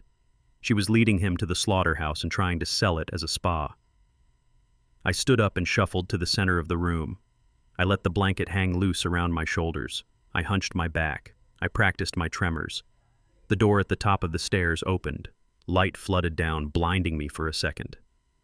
Ethan Brittany called out, her voice laced with a warning edge. "We have a visitor, a nice man from the city. Be polite." She descended the stairs, first blocking Solomon's view as she tried to kick a pile of dirty laundry out of the way. But Solomon was right behind her. He stepped onto the concrete floor and stopped. He did not look at me. He looked at the room. He took a device from his pocket. It was a laser thermometer. He pointed it at the wall. He pointed it at my bed. He pointed it at the air in front of my face. 48 degrees, he said. His voice was flat, emotionless. "The legal minimum for a rental unit is 68 degrees. Brittany laughed, a nervous, brittle sound. "Oh, the heater just went out yesterday. We have a repairman coming this afternoon. We gave him extra blankets. He loves the cold, actually. Says it reminds him of his trucking days." "Right, Ethan." She looked at me, her eyes wide and manic, silently daring me to contradict her. I shivered. I let my teeth chatter audibly. "Cold," I whispered. "So cold." Solomon made a note on his clipboard. The scratching of the pen was loud in the silence. "He says he is cold, Mrs. Carter, and I see only one thin blanket." "He throws them off," Brittany lied quickly. "He gets night sweats. It is a medical condition." Solomon did not respond. He walked deeper into the room, his eyes scanning every corner. He looked at the peeling paint. He looked at the single bare bulb hanging from the ceiling. He looked at the bucket in the corner that I used when they locked the door and I could not get to the bathroom. Then he stopped at the small table near the bed. On the table sat my breakfast, or what passed for it. 2 slices of dry toast and a cup of lukewarm water. But it was not on a plate. It was in a bowl, a red plastic bowl, with the name Killer printed on the side in black letters. It was an old dog bowl left over from a German shepherd they had owned years ago. Brittany had started using it for me 3 days ago, claiming she did not want me breaking her good china with my shaking hands. Solomon stared at the bowl. He reached out and touched the rim with the tip of his pen. "Is this a pet bowl, Mrs. Carter?" he asked. Brittany turned pale. In the dim light, her skin looked like wax. "No. I mean, yes, it was. But it is clean. He prefers it. The high sides help him scoop the food. He has tremors. It is an adaptive device. We read about it online. It helps him maintain his dignity." "Dignity," Solomon repeated. He looked at me. I was standing there in my rags shaking, staring at the dog bowl that my daughter-in-law claimed gave me dignity. I looked at Solomon. For a split second, his eyes met mine behind the thick glasses. There was no pity in them. There was a cold fury, a burning rage that told me he wanted to burn this house to the ground right now. But he held it back. He was a professional. Adaptive device, he said, writing again. Dog bowl, note made. He turned back to Brittany, and the bruise on his arm. I looked down. There was a dark purple bruise on my forearm where Tyrell had grabbed me yesterday when I tried to go upstairs to use the phone. He falls, Brittany blurted out. He is clumsy. We try to catch him, but he is heavy. Solomon stepped closer to me. He lifted my arm gently. He inspected the bruise. This is a grip mark, Mrs. Carter. 4 fingers and a thumb. Someone grabbed him. Hard. Brittany was hyperventilating now. I could hear her breath coming in short, sharp gasps. He must have done it to himself. He gets confused. He gets aggressive. Sometimes we have to restrain him for his own safety. Solomon dropped my arm. He looked at Brittany. He looked at her silk blouse and her diamond earrings. Then he looked at the damp concrete floor. I have seen enough, he said. He turned and walked toward the stairs. Brittany scrambled after him, desperate to salvage the narrative. Wait. You do not understand. You are seeing this out of context. We love him. We are doing everything we can. It is just so hard. We are exhausted. You have to put this in your report. We are good people. Solomon did not stop. He marched up the stairs and into the kitchen. Tyrell was there. He had come home for lunch, or perhaps he had been hiding upstairs the whole time, afraid to face the music. He saw Solomon coming out of the basement, saw the grim expression on his face, and the panic on Brittany S. Tyrell stepped forward, blocking the path to the front door. He put on his best corporate smile, the one he used when he was trying to upsell a client. Sir, he said, extending a hand, I am Tyrell Carter, Ethan S.'s son. I hope everything is satisfactory. My wife tends to worry, but really Dad is fine. Solomon ignored the hand. Mr. Carter, I have found evidence of hypothermia, malnutrition, and potential physical abuse. The living conditions are substandard. The sanitation is non-existent. And your father is eating out of a dog bowl. Tyrell S.'s smile faltered, but he did not break. He reached into his back pocket and pulled out his wallet. He opened it and thumbed through the bills. Look, I know how it looks, he said, lowering his voice to a conspiratorial whisper. You are a busy man, Mr. Vance. You see a lot of sad cases. Maybe things are a little messy right now. We are in the middle of a transition. But I am sure we can work this out. I am sure there is a way to smooth over the report. He pulled out a stack of bills. 5 $100 bills. $500. He folded them into a small square and held them out to Solomon. Just for your time, Tyrell said. For gas money, to make sure the paperwork does not get lost in the shuffle. Solomon looked at the money. He looked at it like it was a dead rat. $500, he said loudly. Tyrell flinched. Shh, not so loud. Just take it. Solomon looked Tyrell in the eye. You are offering a state official a bribe to overlook the abuse of a senior citizen. That is a felony, Mr. Carter. On top of the other potential felonies I have witnessed today. Tyrell yanked his hand back, stuffing the money into his pocket as if it were burning him. I just meant it was a donation. It was for the department. Solomon leaned in close. He was taller than Tyrell, broader in the shoulders. Even in his disguise, he radiated power. I suggest you spend that money on a lawyer, Mr. Carter, or perhaps on a heating repairman, because I will be filing my report immediately. And when the state moves, it moves quickly. He stepped around Tyrell and opened the front door. The bright sunlight of the afternoon spilled into the dark foyer. Have a nice day, Solomon said. He walked out.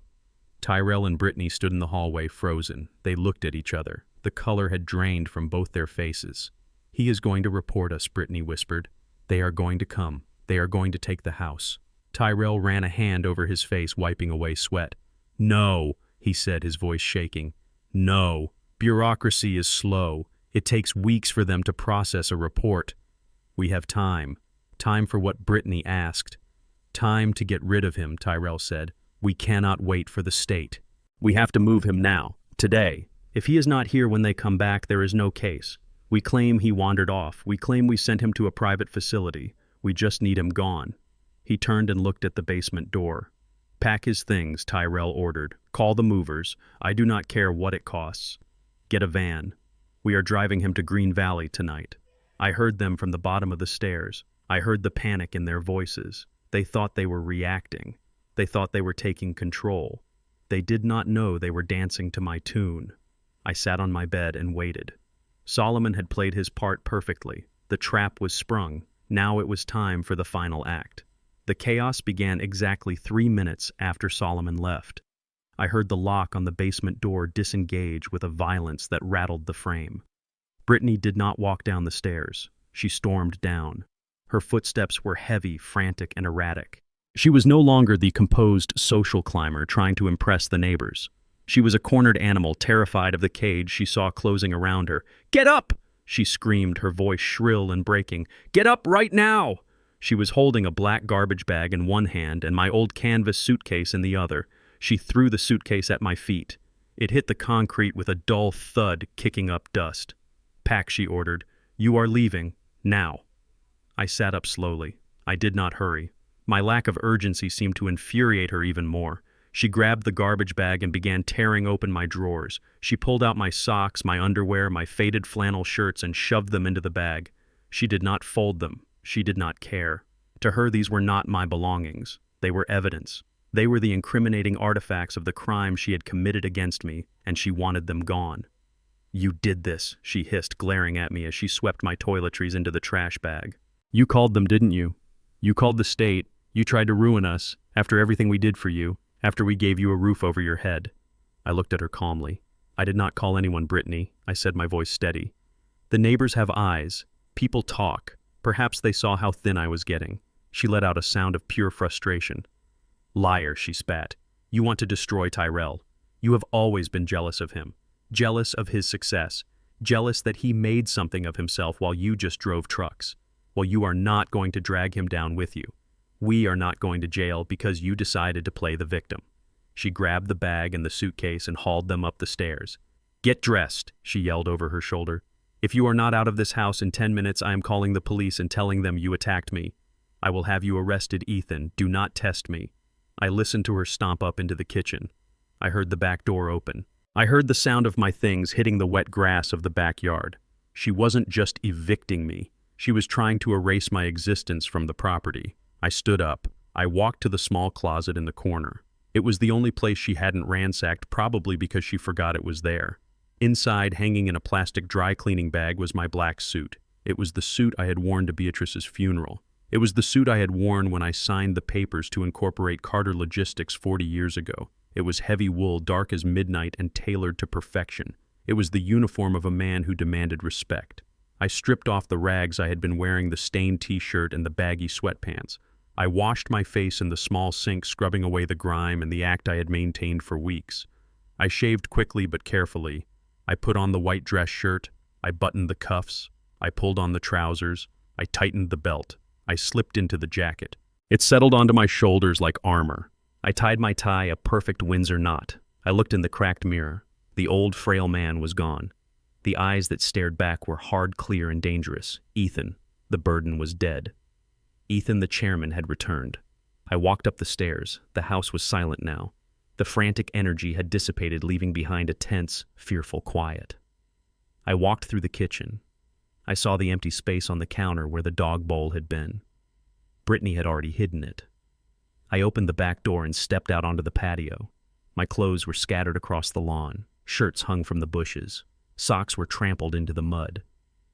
The suitcase lay open and empty, its contents spewed out like guts. It was a scene of total disrespect, a final insult intended to strip me of my last shred of dignity. Tyrell was standing on the porch. He was smoking a cigarette, something I hadn't seen him do in years. His hand was shaking. He looked at the mess on the lawn, and then he looked at me. His eyes widened. He took in the suit. He took in the posture. He took in the way I stood tall and unbowed amidst the wreckage of my belongings. For a second, he looked confused, as if he didn't recognize the man standing before him. "Dad," he stammered, "why are you wearing that?" I ignored the question. I walked past him, stepping over a pile of my own undershirts. I walked to the edge of the driveway where the lawn met the street. I turned around and looked at the house. It was a nice house. I had chosen it carefully. I had imagined my grandchildren playing in this yard. I had imagined Thanksgiving dinners in that dining room. Now it was just a building infested with rot. Brittany came out of the house. She stopped next to Tyrell. She saw me in the suit and she laughed. It was a harsh, grating sound. "Look at him," she mocked, pointing a finger. He thinks he is going to a wedding, or maybe a funeral. You look ridiculous, Ethan. Who are you trying to impress? The garbage man. I looked at her. I did not blink. Where is the van, I asked. You said you were moving me. Brittany crossed her arms. Plans changed, she said.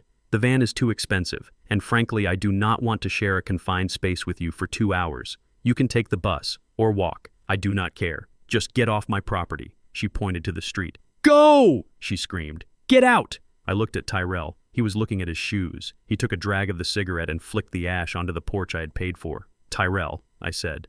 My voice was low, but it carried across the yard with the weight of a gavel strike. Look at me, son. He raised his head slowly. His eyes were red-rimmed and watery. He looked terrified. He looked weak. This is it, I said. This is the moment. Once I step off this curb, there is no coming back. I will walk away and I will never return to this house. You will never see me again as your father. You will only see me as a stranger. I paused, letting the words sink in.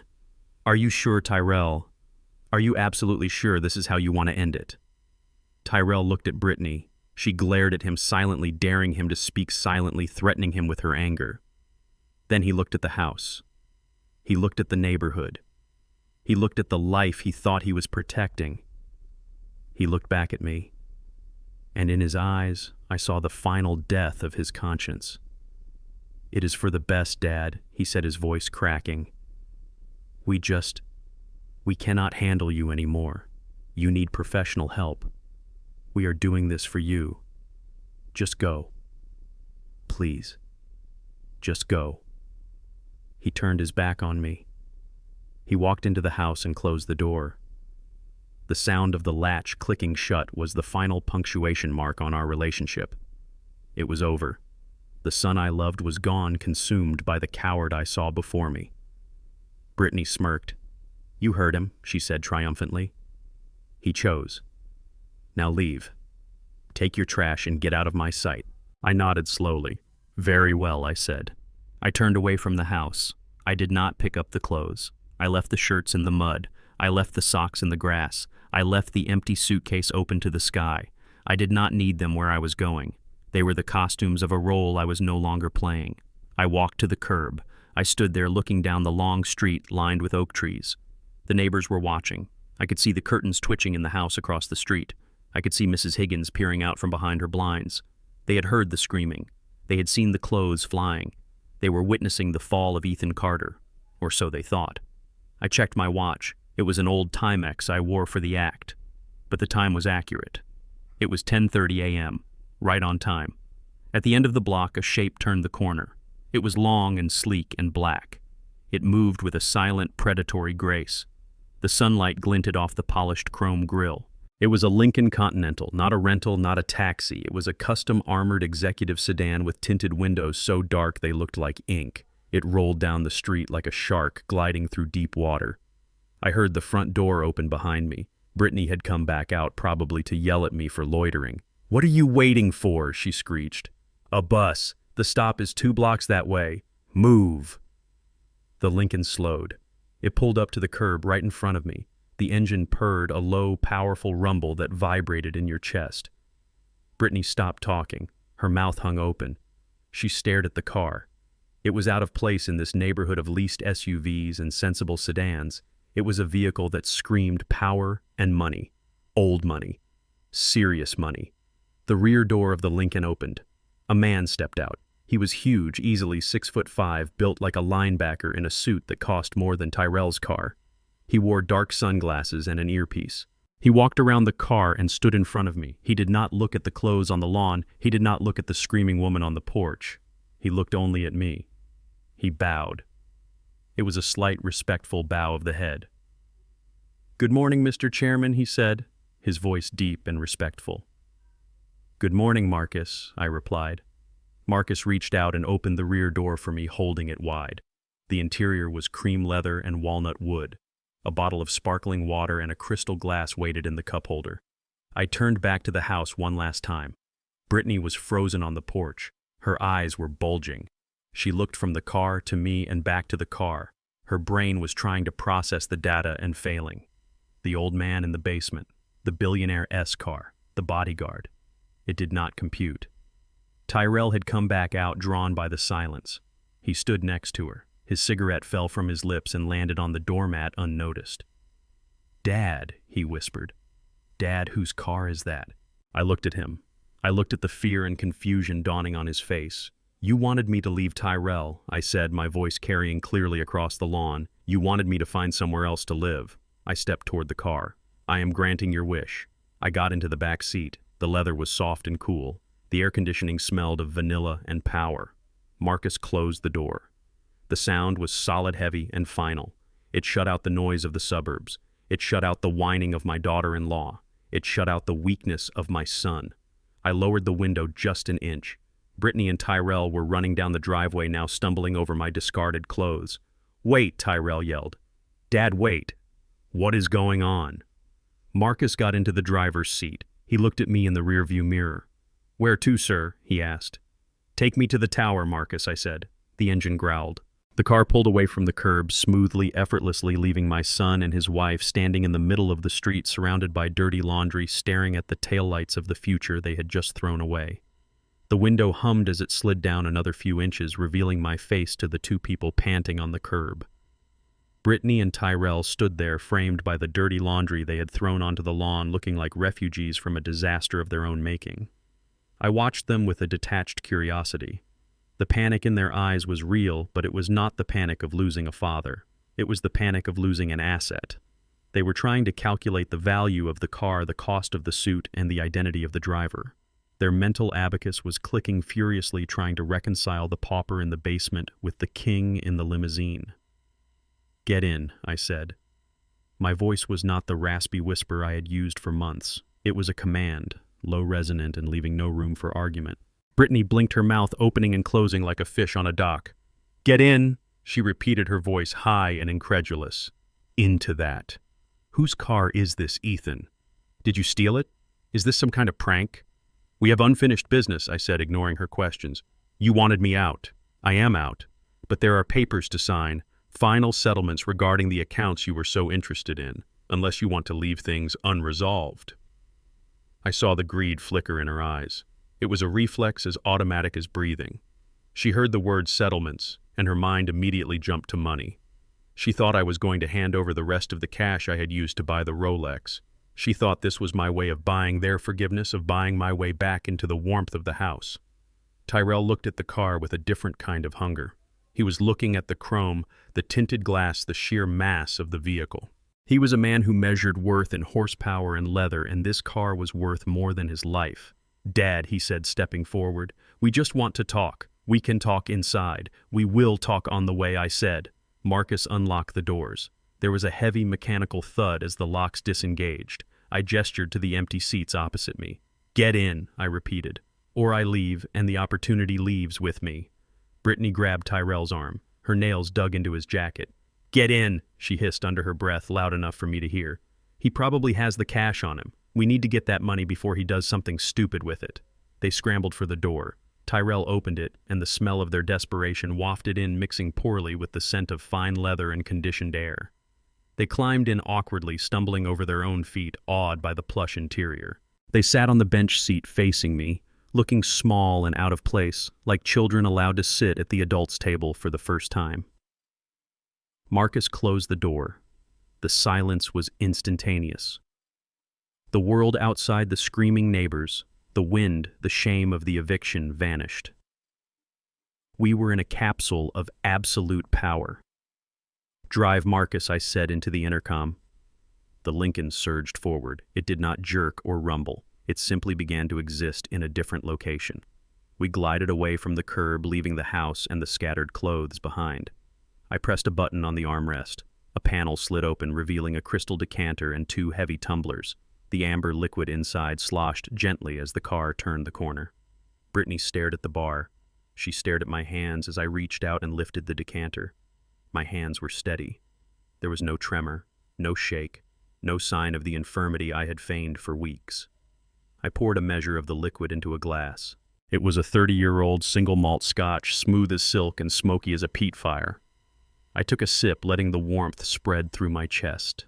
I looked at them over the rim of the glass. "You seem surprised," I said. Dad, Tyrell whispered.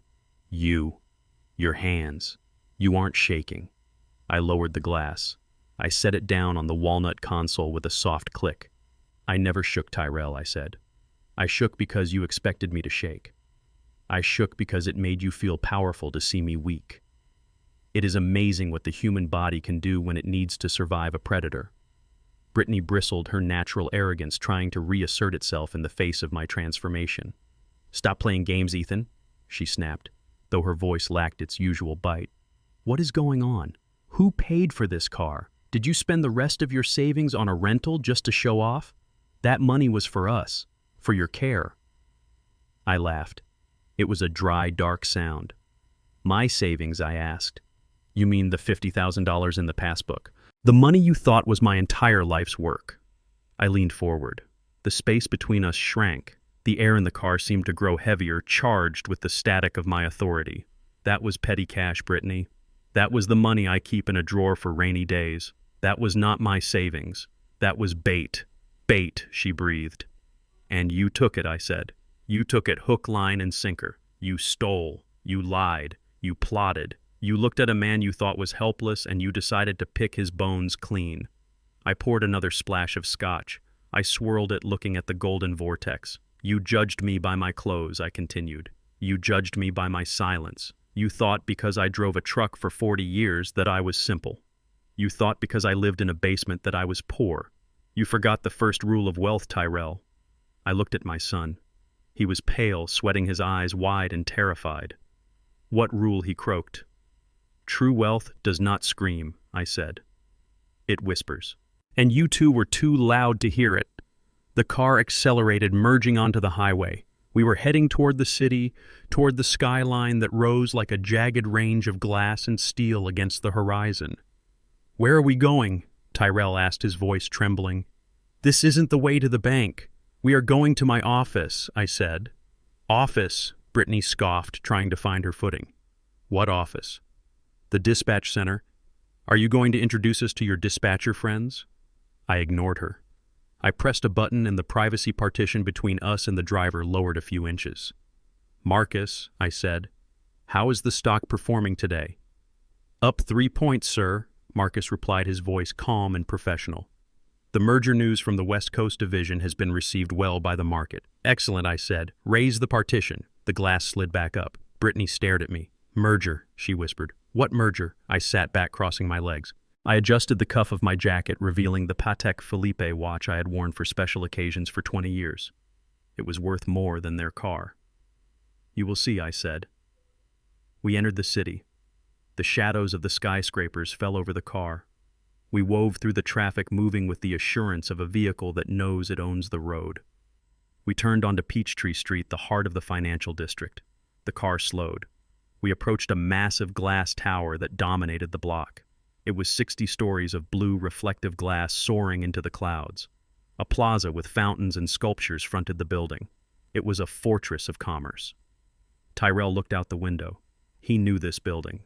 Everyone in Atlanta knew this building. He had applied for a junior management position here 5 years ago.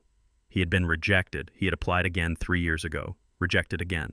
He had told me about it, complaining over dinner that the company was an exclusive club that didn't hire people like him.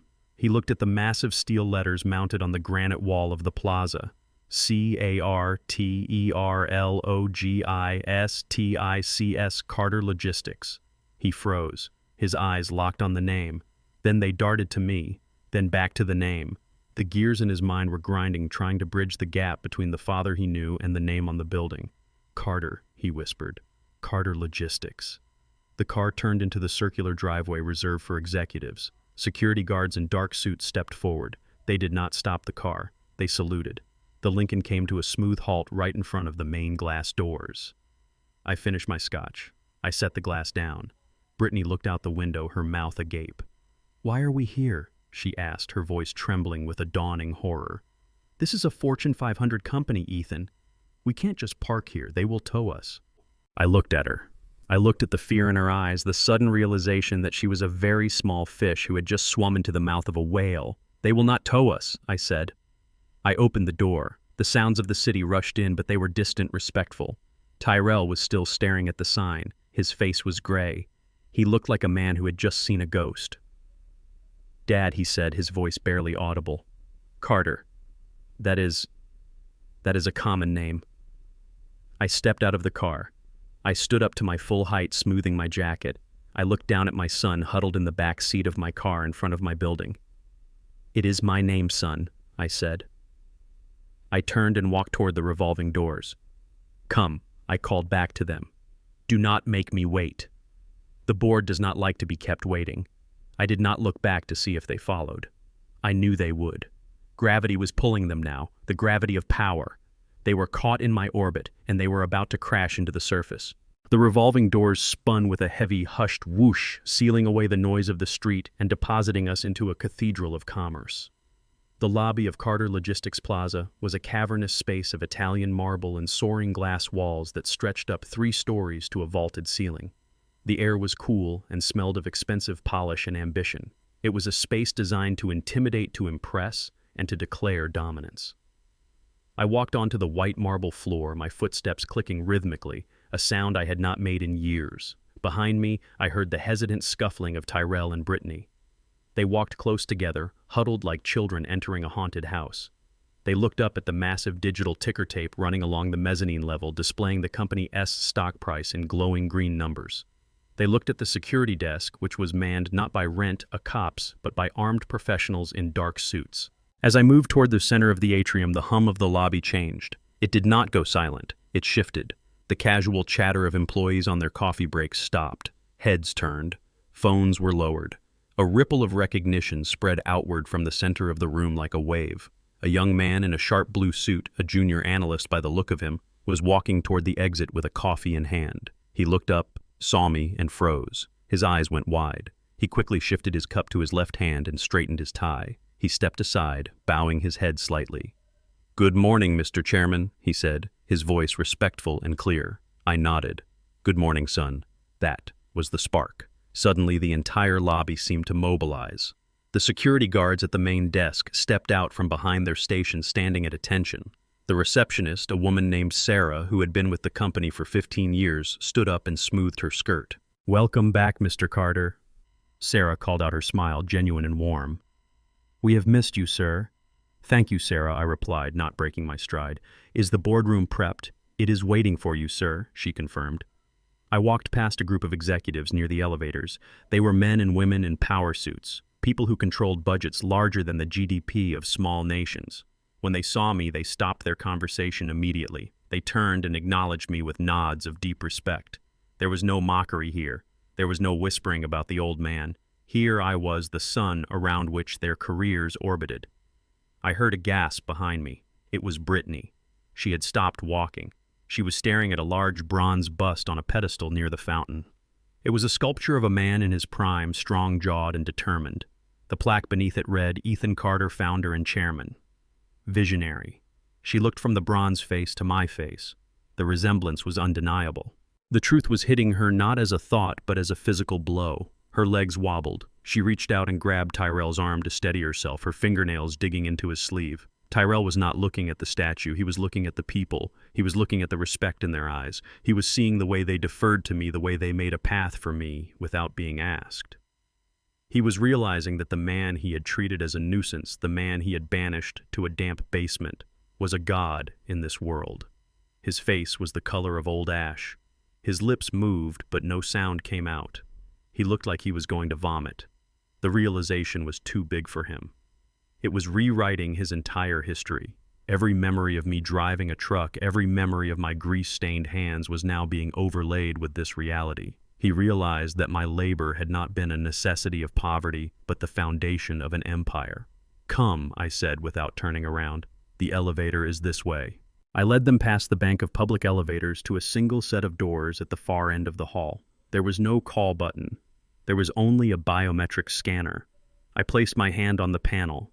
A beam of blue light scanned my palm. "Access granted, Chairman Carter," a computerized voice announced. The doors slid open, revealing an interior of polished brass and mahogany. I stepped inside. Tyrell and Brittany followed me, their movements jerky and uncoordinated. They stepped into the elevator as if they were stepping onto the gallows. The doors closed, shutting out the lobby. We were alone in the small, luxurious box. The silence was thick, heavy enough to choke on.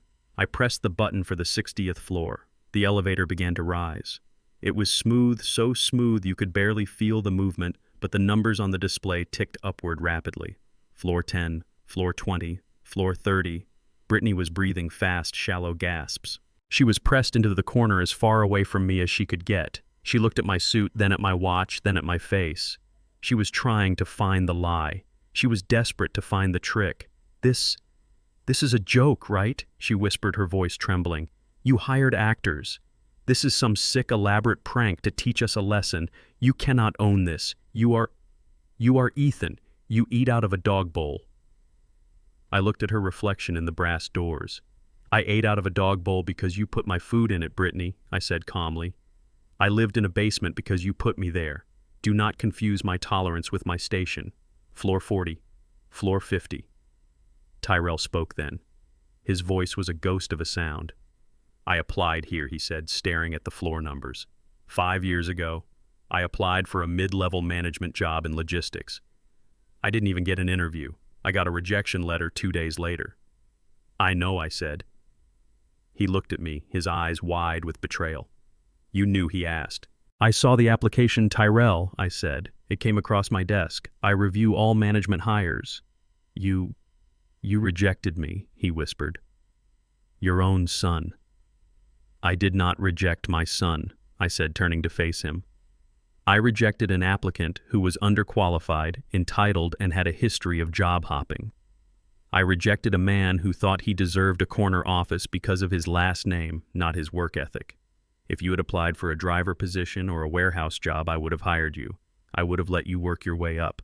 But you wanted to start at the top. And in this building, nobody starts at the top except me. The elevator chimed. Floor 60. The doors opened. We stepped out into the executive penthouse. The carpet was thick plush wool. The walls were lined with original art. The view through the floor-to-ceiling windows was breathtaking. The entire city of Atlanta lay spread out beneath us, a sprawling grid of roads and trees and buildings. From this height, the cars looked like toys. The people were invisible. This was the view of a king. I walked down the long hallway toward the double doors at the end. Tyrell and Brittany trailed behind me, their footsteps silent on the carpet. They looked around with wide, fearful eyes, taking in the opulence. This was the wealth they had craved. This was the status they had killed their souls to achieve. And it had been right there under their noses the whole time, hidden behind a flannel shirt and a humble demeanor. I pushed open the doors to the boardroom. It was a massive room dominated by a table made from a single slab of black walnut 20 feet long. 20 leather chairs surrounded it. At the far end stood the chairman's chair, high-backed and imposing. The walls were glass. The city was our wallpaper. I walked to the head of the table. I did not sit immediately. I stood behind the chair, my hands resting on the leather. I looked at the 2 empty chairs at the opposite end of the table, the visitor seats. Sit, I commanded. They sat.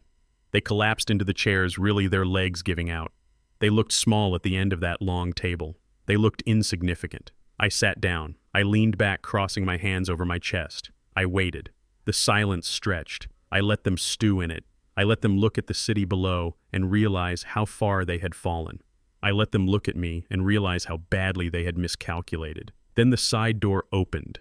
A man walked in. He was carrying a thick leather binder. He was wearing a navy blue suit that cost more than Tyrell's annual salary. His hair was silver, his glasses rimless and sharp. He walked with the confident stride of a man who knows the law is a weapon, and he is the marksman.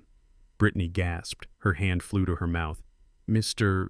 Vance, she stammered. The social worker. The man stopped at the side of the table. He placed the binder down with a solid thud. He looked at Brittany and smiled a thin, shark-like smile. Not exactly Mrs. Carter, he said, his voice the smooth baritone I knew so well, not the nasally whine he had used yesterday. He opened the binder. He took out a gold fountain pen. Allow me to reintroduce myself, he said. I am Solomon Davis, Director of Legal Affairs for Carter Logistics, and the personal attorney to Mr. Ethan Carter for the last 35 years. He looked at Tyrell, who was staring at him in horror. And I must say, Mr. Carter, he added, his eyes glinting behind the lenses, your bribe of $500 was frankly insulting. My hourly rate is $2,000. Solomon slid the open binder across the long table. It stopped perfectly in front of Tyrell. "We have a lot to discuss," Solomon said. "Shall we begin with the eviction or the embezzlement charges?" I watched them. I watched the blood drain from their faces until they looked like ghosts. I watched the reality of their situation crash down on them like a collapsing building. The trap was not just shut, it was welded tight, and they were inside with the monster they had created. Solomon tapped a single key on his slim laptop. The glass wall behind me, which had been offering a panoramic view of the Atlanta skyline, suddenly frosted over, turning opaque. A moment later, a projector hummed to life, and a spreadsheet appeared on the glass. It was a sea of numbers, dense and complex columns of assets and valuations that scrolled down for what seemed like forever. This is the consolidated balance sheet for Carter Logistics and its subsidiaries. Solomon began, his voice devoid of theatricality, which made the numbers even more terrifying. As of this morning, the company operates a fleet of 550 Class A commercial trucks. We own 3 million square feet of warehousing space across the Southeast. We hold exclusive government contracts for interstate transport of hazardous materials. He pointed a laser pointer at a figure in the bottom right corner. This is the current valuation of the company's private equity holdings, $480 million, and this number here is the liquid cash reserve currently held in the chairman's personal trust, $22 million. Brittany made a sound like a dying animal. It was a whimper, a gasp, and a sob all rolled into one. She stared at the screen, her eyes tracing the zeros. She was doing the math in her head. She was calculating the percentage of that fortune she might have had access to if she had just been kind, if she had just brought me a blanket, if she had just treated me like a human being. The realization was crushing her physically. She slumped in her chair, her face turning a sickly shade of green. Tyrell was not looking at the numbers. He was looking at me. He was looking at the father he had ignored for decades, the father he had treated as an embarrassment. He was realizing that the man who had silently eaten dinner at the end of his table was the architect of an empire he could not even comprehend. "You," Tyrell whispered. "You built all this while driving a truck." "I drove the first truck," I said, my voice cutting through the silence. "Then I bought a second. Then a third. I built this brick by brick, mile by mile, while you were complaining that your allowance was too small. I built this so my family would never know hunger. I built this so you would have choices. And you chose poorly." Solomon cleared his throat, drawing their attention back to the table. "While the corporate assets are impressive, they are shielded within a complex corporate structure," Solomon said. "However, we are here to discuss a more personal asset, specifically the residential property located at 42 Oak Creek Drive, the house you currently occupy." Brittany sat up straighter, clutching at straws. "That is our house," she said, her voice trembling but defiant. "That is the one thing you cannot touch, Ethan. Tyrell's name is on the deed. It was a wedding gift. You said so yourself. You cannot take back a gift. We have rights. It is marital property." Solomon smiled. It was not a nice smile. It was the smile of a wolf looking at a lamb that had wandered into its den. "Ah, yes. The deed," Solomon said. He opened the binder and pulled out a document. It was yellowed with age, the edges crisp. He slid it across the polished walnut table toward Tyrell. "Tell me, Mr. Carter, have you ever actually read the deed to your house? I mean, really read it. Not just the front page with your name on it, but the addendums, the trust riders." Tyrell looked down at the paper. His hands were shaking so hard he could barely hold it steady. I signed it at the closing," he stammered. "The lawyer said it was standard." "Standard for a Carter Trust property, perhaps?" Solomon corrected. "Look at Clause 4, Section A. Read it aloud, please." Tyrell squinted at the text. He licked his dry lips. The property is held in trust by the Carter Family Revocable Trust." He read, his voice barely a whisper. "The occupant, Tyrell Carter, is designated as a beneficiary tenant." "Keep reading," Solomon commanded. "The terms of the tenancy." Tyrell swallowed hard. "The beneficiary tenant shall lease the property for the sum of $1 per annum. The lease is lifetime renewable annually, subject to the good conduct and guardian provisions." Good conduct and guardian, Brittany interrupted. What the hell is that? What does that mean? It means, Solomon said, leaning forward, his eyes locking onto hers, that you do not own that house. You never have. The Carter Trust owns the house. Tyrell is simply a tenant who pays $1 a year. It is a charity lease, Mrs. Carter, a gift of occupancy, not ownership. He tapped the document with his finger. And the guardian provision is quite specific. It states that the beneficiary tenant must provide a safe, respectful, and habitable environment for the grantor of the trust should the grantor choose to reside on the premises. The grantor, of course, is Mr. Ethan Carter. The silence that filled the room was absolute. It was the silence of a guillotine blade hanging at the top of its arc. Brittany looked at me. The color drained from her face, leaving her looking like a wax doll. "You mean," she whispered, "you mean we were evicting the landlord?" I leaned forward, resting my elbows on the table. "You tried to charge me rent," I said, my voice low and dangerous. "You tried to charge me $3,000 a month to live in a basement that I own, in a house that I built, on land that I paid for. You violated the guardian provision." Solomon stated, his voice ringing like a bell, "by cutting off the heat, by withholding food, by attempting to coerce the grantor into a state facility. These are not just moral failings, Mr. and Mrs. Carter. These are breaches of contract, fundamental breaches." He pulled another document from the binder. It was a single sheet of paper, crisp and white with a red stamp at the bottom. "This is a notice of lease termination," Solomon said. "It was filed with the county clerk at 9 a.m. this morning. Because you violated the terms of the trust, the lease is void effective immediately. The property reverts to the full control of the trust." Tyrell dropped the deed. It fluttered to the table like a dead bird. "Void," he choked out. But where will we go? That is our home." "It was your home," I corrected him. "It was a sanctuary I provided for you, a place to raise a family. But you turned it into a prison. You turned it into a place of abuse, and I do not allow abuse on my property." Solomon looked at his watch. A platinum Rolex that put Tyrell's gaudy timepiece to shame. "The eviction team should be arriving right about now," he said casually. "Eviction team!" Brittany shrieked. She stood up, knocking her chair back. It hit the window with a loud crack. "What do you mean, eviction team? My clothes, my jewelry, my things are in that house. You cannot just throw us out. We have rights. We have tenant rights. You have to give us 30 days' notice. You have to go to court." Solomon shook his head slowly, almost pityingly. "If you were a normal tenant paying market rent, yes," Solomon said. "But you are not. You are a beneficiary of a trust, and the trust documents which Tyrell signed voluntarily include a waiver of standard eviction protocols in the event of gross misconduct or elder abuse. You waived your rights when you signed the contract, Brittany, and you sealed your fate when you locked your father in a freezing basement." He pressed a button on the remote. The screen on the wall changed. It showed a live feed from a security camera. It was the house. A large moving truck was parked in the driveway, the same driveway where I had stood in the rain. 4 men in uniforms were carrying furniture out of the front door. They were moving efficiently quickly. They were carrying the white sofa Brittany loved so much. They were carrying the big flat-screen television, but they were not putting them in the truck. They were placing them on the curb, right next to the spot where the garbage truck had crushed my wife's chair. "They are putting our stuff on the street," Brittany screamed, grabbing her hair. "Tyrell, do something. They are throwing our life away. Stop them." Tyrell did not move. He stared at the screen, watching his life being dismantled piece by piece.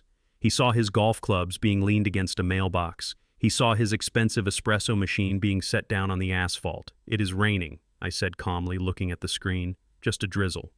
But enough to ruin a white sofa, I imagine." Brittany turned on me. Her face was twisted into a mask of pure hatred. "You monster," she screamed. "You evil, vindictive old man. How could you do this? We are your family." "Family," I repeated. The word tasted like ash. "Family does not feed their father out of a dog bowl, Brittany. Family does not tell their father to die quickly so they can renovate the kitchen." I stood up. The chair scrapped against the floor. "You wanted me out," I said, walking toward the window, looking down at the city. "You got your wish. I am out. And so are you. The house is being secured. The locks are being changed as we speak. By the time you get back there, the perimeter will be fenced. You can collect your personal effects from the curb. I suggest you hurry.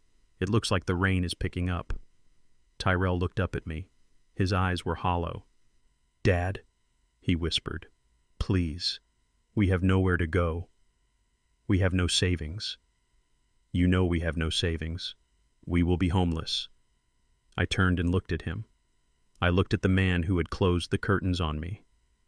"There is a shelter on 4th Street, I said. "It is state-funded. It is free." "I hear they have soup. It is not much, but it will keep you alive. That is what you offered me, isn't it?" "Green Valley, the state facility." I walked back to the head of the table. "You should go," I said. "The traffic is bad this time of day. You do not want your designer clothes to get wet." Tyrell stood up. His legs were shaking so bad he had to hold on to the table.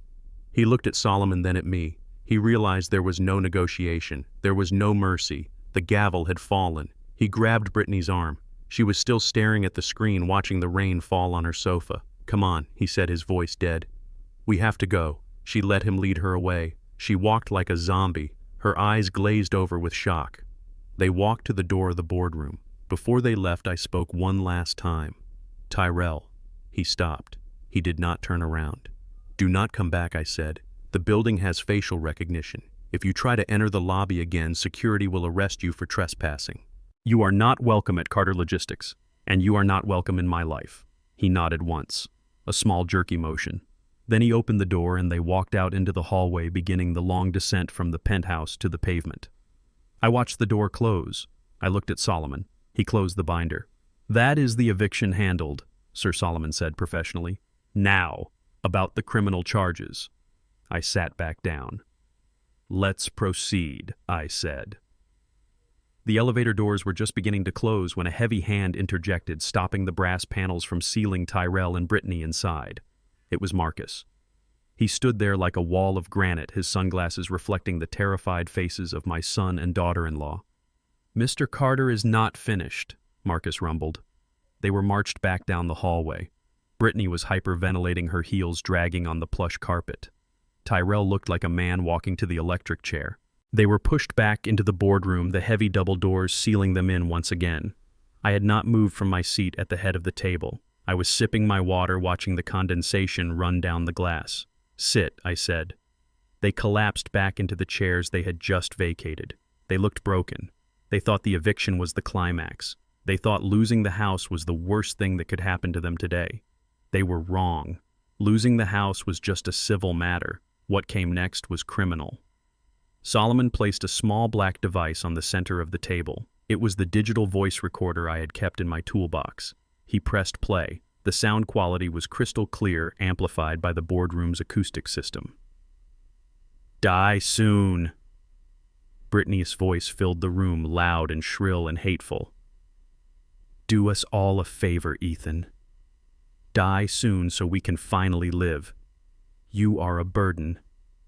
You are a millstone." Brittany flinched as if she had been slapped.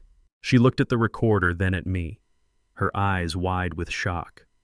She heard herself laughing about the dog bowl. She heard herself plotting to cut the heat.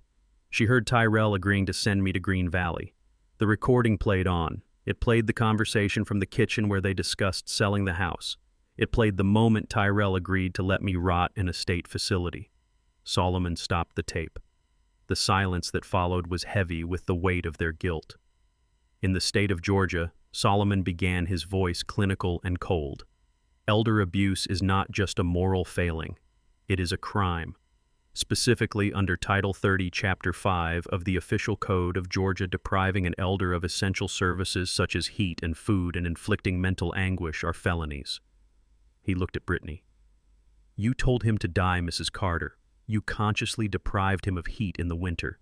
You fed him like an animal. We have the recordings. We have the thermometer readings from my inspection.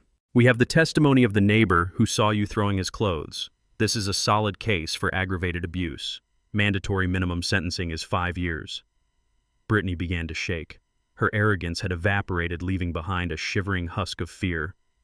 "I did not mean it," she whispered, tears streaming down her face, ruining her makeup. "I was stressed. I was just venting. I would never actually hurt him." You locked him in a freezing basement, Solomon countered. That is hurting him. He turned to Tyrell. But abuse is just the tip of the iceberg. Let us talk about fraud. Solomon opened the binder again. He pulled out the document Tyrell had forced me to sign, the power of attorney. He placed it under the document camera. The signature I had scrawled appeared on the massive screen behind me. ETHANCARTER. The loop on the H was backward. The underline was broken. Do you recognize this signature? Tyrell Solomon asked. Tyrell nodded mute. This is what we call a duress signature, Solomon explained. Mr. Carter and I established this protocol 20 years ago. It is a signal used when the signatory is being coerced or threatened. It legally voids the document immediately.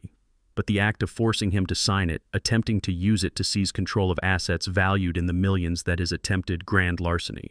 And because Carter Logistics engages in interstate commerce, your attempt to seize control of the company constitutes wire fraud and racketeering under federal law. Tyrell looked at the screen. He stared at the loop in the H. He realized that in his arrogance he had missed the very trap that was now snapping his neck. Federal prison, Tyrell Solomon said softly. We are not talking about county jail. We are talking about federal penitentiary, 15 to 20 years, no parole. Tyrell made a sound deep in his throat, a whimper of pure terror. He looked at me. He looked for the father who used to catch him when he fell off his bike. He looked for the man who had paid for his mistakes his whole life. Dad, he pleaded, Dad, you cannot do this. I am your son. You cannot send your son to prison. I looked at him. I saw the little boy in the baseball uniform. I saw the teenager graduating high school. I saw the man who had closed the curtains while I stood in the rain. You stopped being my son when you decided I was disposable, Tyrell, I said, my voice devoid of pity. You decided to trade my life for a house in Alpharetta. You gambled. And you lost. Solomon slid a new document across the table. It was thin, just 2 pages stapled together. This is a confession of guilt and a waiver of claims, Solomon said. It states that you admit to the abuse and the attempted fraud. It states that you waive any and all future claims to the Carter estate. It states that you will never speak to the press or anyone else about the Carter family or business. It is a total and complete severance. He uncapped the gold pen and set it down on the paper. Here is the deal, Solomon said. You sign this, and Mr. Carter will decline to press criminal charges. The evidence goes into a vault. If you ever come near him again, if you ever try to contact him, if you ever speak his name in public, the evidence goes to the district attorney and you go to prison. Or I said, leaning forward, you can refuse. You can walk out of here right now, and Marcus will drive the evidence directly to the FBI field office. The choice hung in the air. Freedom with poverty or prison. Brittany stared at the paper. Her eyes darted from the pen to Tyrell. Sign it, she screamed at him. Sign it, you idiot. Tyrell looked at her. Me, he said. You sign it. This was your idea. You wanted the house. You wanted the money. I told you we should wait. You coward, Brittany shrieked, lunging at him. Her nails raked across his face, leaving angry red welts. You spineless loser. You dragged me into this. You told me he was just a truck driver. You told me he was stupid. Security guards stepped forward, pulling her off him. She was screaming now, a banshee of rage and regret. He made me do it, she yelled at me, struggling against the guard's grip. It was him, Ethan. It was his idea to cut the heat. He said you were tough. He said you would not notice. Please do not send me to jail. I am just a victim here. I watched them. I watched the love they claimed to have for each other disintegrate the moment the pressure was applied. They were rats in a bucket climbing over each other to escape the rising water. Sign, I commanded. Tyrell grabbed the pen. His hand was shaking so bad he tore the paper slightly. He signed. It was a messy scrawl, a signature of defeat. Brittany signed, next weeping hysterically. Solomon took the document. He checked the signatures. He nodded to me. It is done, sir. I stood up. I buttoned my jacket. You are free, I said. You are free of the burden of taking care of me. You are free of the house you could not afford. You are free of the inheritance you did not earn. I walked to the door. Marcus opened it. You have nothing, I said, looking back at them one last time. And you have exactly what you deserve. Get them out of my building, Solomon ordered. I walked out of the boardroom. I did not look back. I heard Brittany sobbing. I heard Tyrell retching. I walked down the hallway toward my office. The office with the view of the city I had built. I felt lighter. The weight of the deception was gone. The rot had been cut out. It was over. I was alone, but I was clean. The descent from the penthouse was silent and swift. 2 security officers flanked Tyrell and Brittany, engaging in a professional march that left no room for resistance. I did not accompany them. I watched on the monitor in the boardroom as they were escorted through the lobby. The employees who had bowed to me earlier now stopped to watch the spectacle. They saw 2 people in expensive clothes looking disheveled and terrified, being removed like trespassers. The whispers began immediately. The rumor mill of Carter Logistics was efficient, and by the time they reached the revolving doors, the entire building knew that the chairman had cleaned house. They stepped out onto the plaza into the humid Atlanta afternoon. The sun was shining now, a cruel spotlight on their humiliation. Brittany adjusted her dress, trying to salvage some shred of dignity. She scanned the circular driveway looking for her car, the white Mercedes SUV that she leased to impress her yoga friends. She spotted it, but it was not parked where they had left it.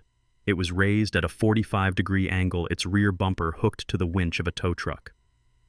Brittany let out a shriek that must have been audible on the 10th floor.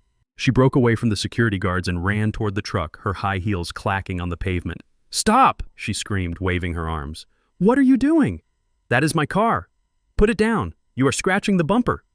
A man in a grease-stained jumpsuit stepped out from behind the tow truck. He held a clipboard in his hand. He looked bored. He looked like a man who had heard every excuse in the book. "Mrs. Carter," he asked, checking the paperwork. "Yes, I am." "Mrs. Carter," Brittany yelled, lunging for the door handle. "Unhook my car this instant. I am calling the police." "Go ahead, ma'am," the driver said calmly, blocking her path with his body. "This is a repossession order authorized by the financing bank. The note has been called." "Called?" Brittany stared at him. "We make the payments. It is on auto pay." "The primary guarantor on the loan withdrew his backing 45 minutes ago," the driver explained, tapping the paper with a pen. "Without the guarantor, the interest rate adjusted to the default maximum and the bank exercised its right to immediate reclamation. The vehicle is property of the bank now. Personal items can be retrieved at the impound lot in Decatur on Monday." She looked at the car. She looked at the repo man. Then she spun around and looked up at the tower. She knew. She knew that I had made the call. I had been the invisible CO signer, the secret safety net that allowed them to drive a car they could never afford. And I had just cut the rope. Tyrell caught up to her. He was panting, sweat staining the collar of his shirt. He looked at the tow truck, then at his wife. "They took the car," he said, his voice dull. Brittany turned on him. The rage that had been building since the boardroom finally exploded. It was a nuclear detonation of resentment. "This is your fault," she screamed right in his face. Her voice echoed off the glass walls of the plaza. "You did this. You and your stupid father. You told me he was a nobody. You told me he was a burden. You lied to me, Tyrell. I didn't know," Tyrell pleaded, holding his hands up to defend himself. "I swear, Brittany, I didn't know. You are a loser," she spat. "You are a broke, spineless loser. You have no house, you have no car, you have no job, you have nothing. And you have dragged me down into the gutter with you." She reached into her purse and pulled out her phone. She stabbed at the screen with a manicured nail. "I am calling my mother," she announced. "She is coming to pick me up. And do not think for 1 second that you are coming with me," Brittany Tyrell begged, reaching for her arm. "Please, we are married. We have to stick together." She slapped his hand away. It was the same motion she had used on me at the party, but with 10 times the force. "We are done," she said, cold as ice. "I am filing for divorce in the morning. I am going to sue you for emotional distress. I am going to take whatever scraps you have left. Do not follow me. Do not call me. You are dead to me." She walked away, marching toward the street corner to wait for her ride. She did not look back. Tyrell stood alone in the middle of the plaza. The tow truck finished securing the Mercedes and drove off the chains, rattling a funeral dirge. The security guards retreated inside, their job done. The employees went back to work. He was completely alone. He stood there for a long time. He looked down at his Italian leather shoes scuffed from the pavement. He looked at his hands, empty and shaking. He was a man who had defined himself by what he owned, by where he lived, by who he married. And in the span of 2 hours, all of it had been stripped away.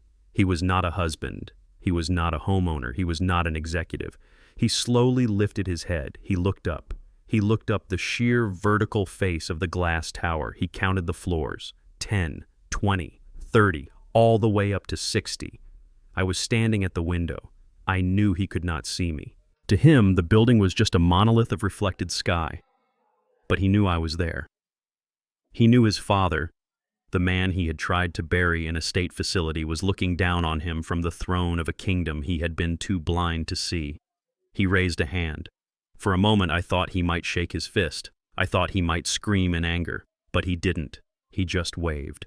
A small, pathetic wave of surrender. A goodbye to the life he could have had if he had just been a decent man. Then he turned and began to walk. He walked toward the subway station, shoulders slumped, blending into the crowd of strangers. He was just another face in the city now. Anonymous. Forgotten. I turned away from the window. The view of the city no longer held my interest. The drama was over. The stage was cleared. I walked back to the head of the boardroom table. The room was quiet, the air still charged with the energy of the confrontation.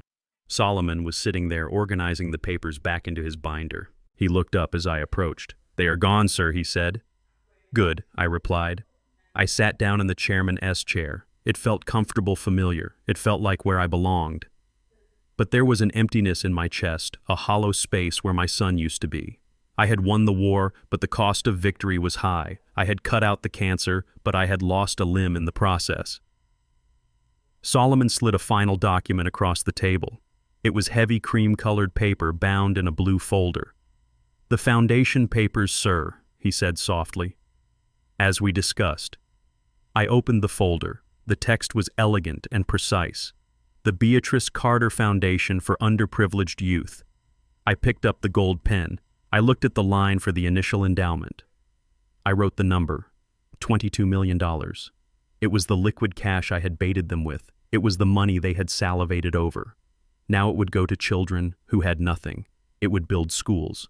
It would pay for scholarships. It would give chances to boys and girls who knew the value of a dollar because they had never seen one. It would create a legacy that Tyrell could never destroy. I signed my name. The loop on the H was perfect. The underline was sharp. It was the signature of a man who was in control. I closed the folder and handed it to Solomon. "File it," I said. "Start the programs immediately." "Yes, Mr. Carter." Solomon stood up. He hesitated for a moment. "Are you all right, sir?" I looked around the empty boardroom. I thought about the basement. I thought about the cold nights. I thought about the red chair in the rain. "I am alone, Solomon," I said. Solomon looked at me with understanding in his eyes. "You are alone, sir," he agreed. "But you are safe, and you are respected. And tonight you will sleep in a bed that you own in a room that is warm." I nodded. "That is enough," I said. "That is enough." I stood up and buttoned my jacket. I walked to the door. "Let's go home, Marcus," I said into the intercom. I walked out of the office, leaving the lights on, leaving the city below to its noise and its hustle. I walked toward the elevator, ready to start the rest of my life.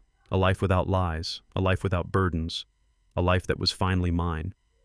I learned that blood does not make a family. Loyalty does. My son spent his life chasing the shadow of wealth, the watches, the cars, the status, while missing the substance of the man who raised him. Money is a magnifying glass. It does not change people. It merely reveals who they truly are. Tyrell and Brittany revealed themselves to be empty vessels willing to trade a human life for a zip code. I lost a son that day, but I regained my dignity. Never set yourself on fire to keep someone else warm, especially when they are the ones holding the match. If you believe that respect must be earned and not inherited, hit that like button and subscribe. And tell me in the comments, would you have given them a second chance, or did they get exactly what they deserved?